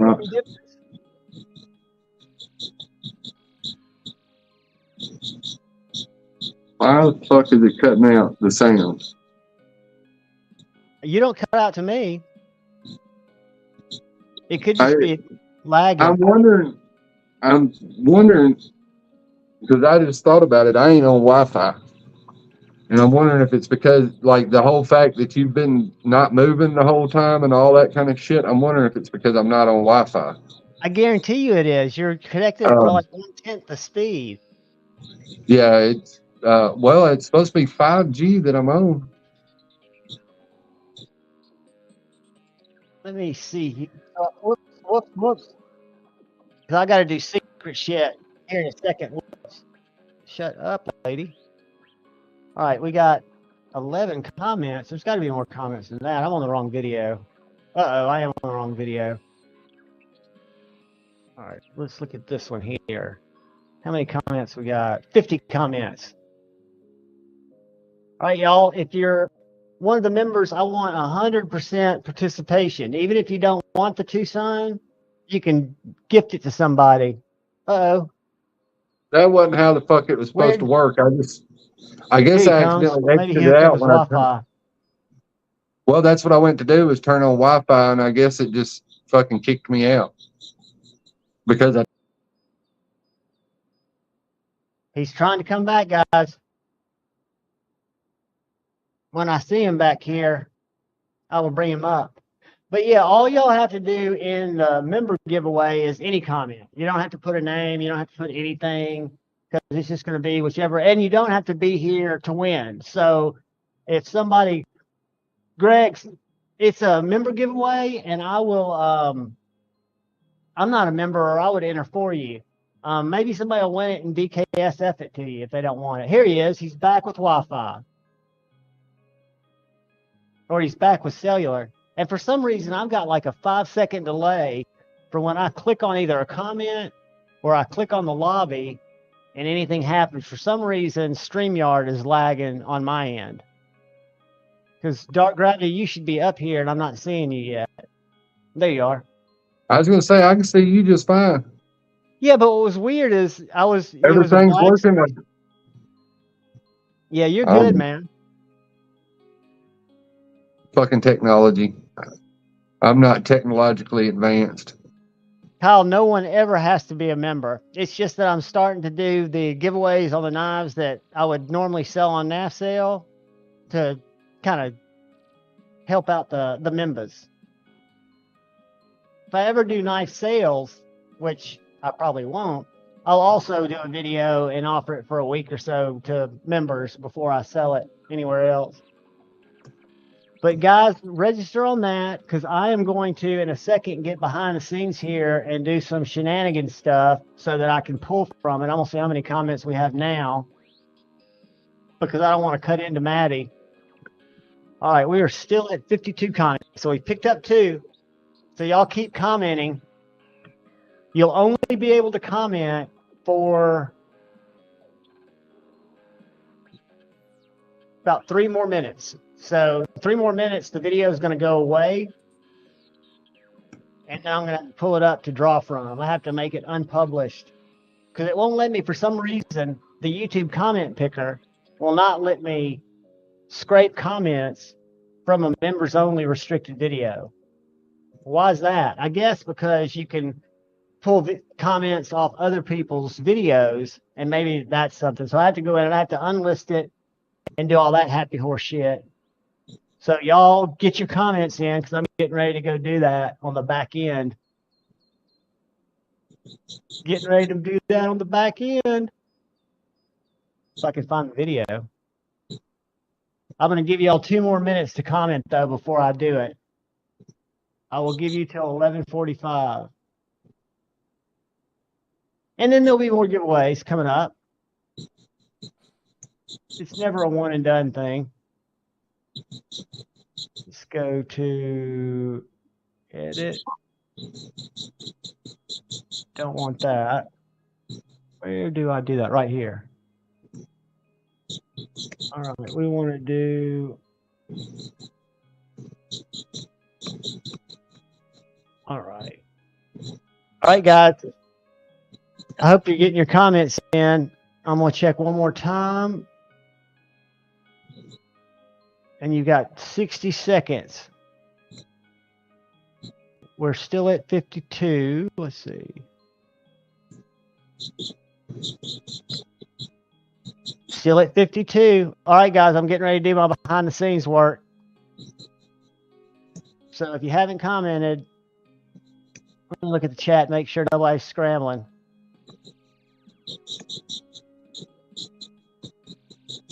All right, all right, all right. Good luck, everybody. Let's do this. And then let's do this. Let's refresh that.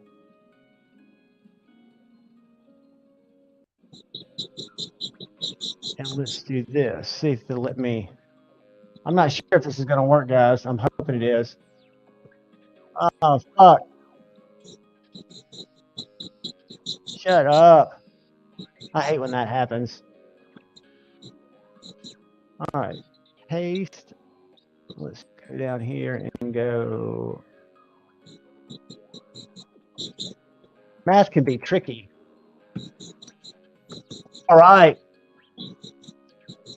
Guys, we're getting ready to roll for the Tucson.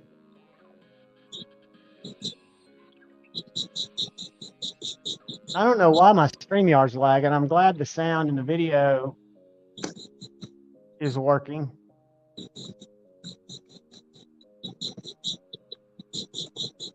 All right, guys, good luck. Can anybody see it? While that thing draws, I'm going to answer Lemmy's question. Go ahead, bro. Kiss is up there with, I don't know right off the top of my head, being the fact that it's a jersey. But I do know that Kiss products, shirts of any kind, are some of the most valuable. So a lot of the T-shirts from the 80s and 90s are in the hundreds, if not $1,000 range. I don't know about a hockey jersey type deal or a football type jersey right off, because they're pretty rare.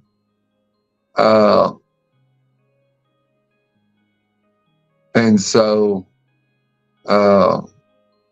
it would be, because it's rare, doesn't always necessarily mean it's valuable, which I think most everybody in the knife world knows, that, or in the collector community knows that rare doesn't, it just means that a lot of people don't know it exists. But then again, it being rare and the demand for Kiss shit is so high that you could potentially get quite a premium for it. So I do know that it's worth taking care of and things of that nature. And I'll tell you, everybody on here, just like I told my brother-in-law, if you've got any old T-shirts that are Just black, email me, Thomas, your address, and I'll send it out to you tomorrow, buddy. Congratulations. Congratulations, Thomas. If you got any old T-shirts that are black, wash them. That's all. Like I said, You said wash them. Wash them? Wash them. Yeah, put them in the washing machine. Don't store them and not wash them. Wash them first. Really? I didn't know that. Yeah, black dye dry rots cotton. Interesting. I bet you didn't So, know like- that before you got into the slinging t-shirt business. No, I didn't. But like right now, I got the shirt on. I got at the concert last night, and I'm gonna wash it. It's going in the washer tomorrow. I had to be like a kid and wear my new T-shirt from my from Tenacious D concert. Hey. But no, my brother-in-law, he's your age, John, and he was a big metalhead, still is. I mean, him and my sister still go to heavy metal concerts. And he's been collecting and still has T-shirts from the 80s. Like Motley Crue, Def Leppard, Concert team. Yeah, actual concert T-shirts. And he was sending me pictures of some the other day, still in the fucking plastic. They're 40 years old and still in the plastic. Will that mean that they're disintegrated, or will the plastic keep them preserved? Well, the plastic is a good thing versus being in open air. It increases his odds that they survived, but they're 40 years old and never been washed. So that dye's just had time to disintegrate that fabric. Yeah, it's just had time to sit there and eat at that fabric. And black is the only color that does it. And so he's conflicted on what to do, because the only thing I can tell him to do is either to go through and check and see if they'll rip, or to throw them in the washer. Because if you throw them in the washer and they're dry rot, they'll just disintegrate. Yeah, they'll just fall to pieces inside the washer. And the ones that are good will stay good. And it's just luck of the draw. There's no rhyme or reason to how it works. That's funny, Kyle. I mean, there's some that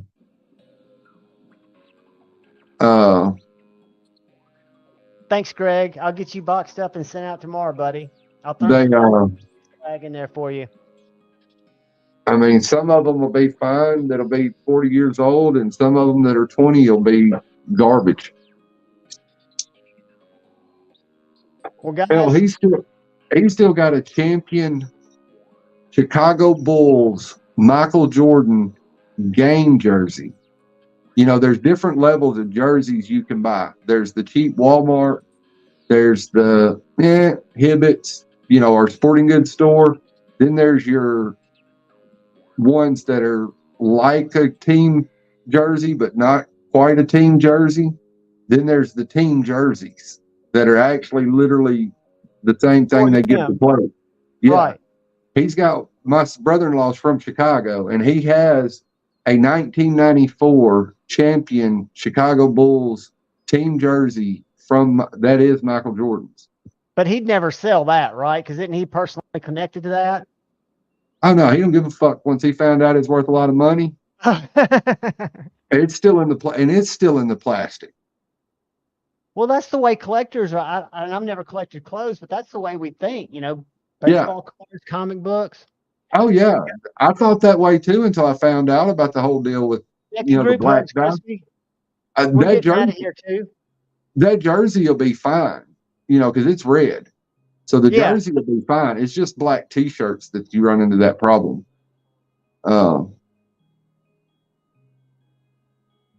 Throwback. Thank you guys for coming out and hanging out. I don't want to keep y'all from Maddie's. He's getting ready to go live. Dark Gravity, my buddy Virgin Lollipop.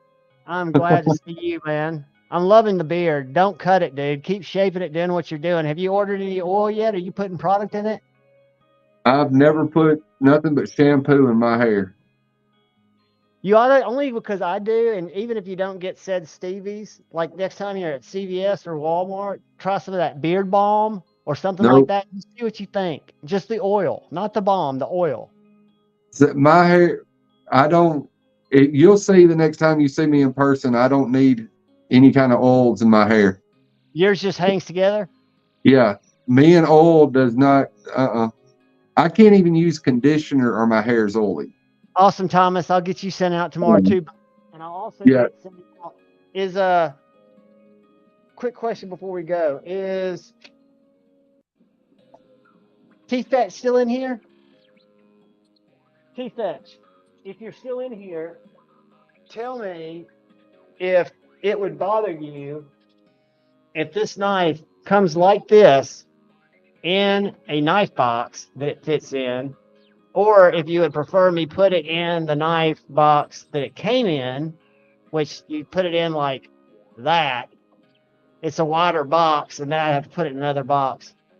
So, T-Fetch, you're fine with it coming out just like that, buddy, or do you want the box too? Let me know, buddy, when you let me know when you send me an email, because I'll get it out to you tomorrow. It'd be easier to send it without the box, because I might have to find the box big enough. What's he say? What's he say? I don't care. Perfect, T-Fetch. What I'll do is I'll send this out to you by itself, and then when I get a box in from Amazon, I'll send you the empty box so you'll have it in case you want to sell it, because I've got it right here. As a Okay. matter of fact. One last thing when it comes to, and see, this is something, this is my little thing. If you collect knives, if you buy a knife, keep the damn box. Yeah. Because if you sell a knife to me, I want the box. And what I'll do, T-Fetch, because Dark Gravity's right, I will put this in a box because I think it's going to be a little big. So I don't know if you've got a mailbox, but I can put this in a box, send it to you, but they might have to leave it on your porch. I don't know if it'd be easier to have That it. little ass knife come in that big ass box. Yeah. Dude, optics place, you should see the ridiculous box with my little Salidi came in. Because they do the sheath separately than the knife. So all fixed. Yeah, but the only cool ones, now this is a box right here that I could put the knife in and send it out. Or I could put the knife in the box and send it out, which I think in this case, T-Fetch, I'll send you the box, buddy. Because I've got it, and I've got them for the other one, so it'd be wrong not to. But hey, one John, person who sends knives in a cool way is TCal. When I order the knives from them, they buy those, you know how TRM uses those sugar, or MTech does too, not MTech, Meritech, those little sugar tubes that are like expandable and you can put a knife in. Well, they make big ones. They make some that are this size and even bigger. So anytime I order the TCal knife, it comes in one of these with packing material around it and one of those shrunk wrap things in a box, which I think is just ingenious. I don't know. Didn't Kevin say you could take that box, put it in a flat rate box, then put the flat rate box in a poly bag and ship that way? Yeah, and I've got a poly bag. That's what I was going to see. But you still want to put that box inside of another box so they don't crush that box. Right. Problem with this one, I'm going to ship this in just a regular box because the biggest poly envelope I've got is shorter than the bag. So it wouldn't even fit in there. Oh, okay. So I'll just box it up. Now, the other knives will come out in one of these or a 6x9. And knock on wood, I've never, ever, ever had a problem with any of them. But guys, I love you all. Thank you so much for hanging out with me on Friday Night Flicks. Next week, be on the lookout because this week I almost did it twice. Did an Insomniacs live because I never sleep. So if any of y'all are late or across the pond, you might see me go live one night late next week because I'm kind of on vacation. But Dark Gravity, you got anything to share with these beautiful people before we go? Just have a great evening, y'all. I'm fixing to go to bed. I'm fixing to go watch Maddie till I fall asleep. I love you all. Please do me I a favor. will too. Until Maddie and is Stevie going to be on with him? He usually is. Well, no, I was just going to say they a lot of times sing me to sleep. That's exactly right. And I can watch reviews, and that's when I fall asleep on the couch and take my cat naps. I'll be watching something. Next thing I know, I'll wake up. It's an hour later. But guys, I done been through 10 videos. Look out for the guy or gal to your right. Look out for each other. Keep love in your heart. Choose debate, not hate. I love you all. I appreciate you more than you know. And we will catch you with Maddie's.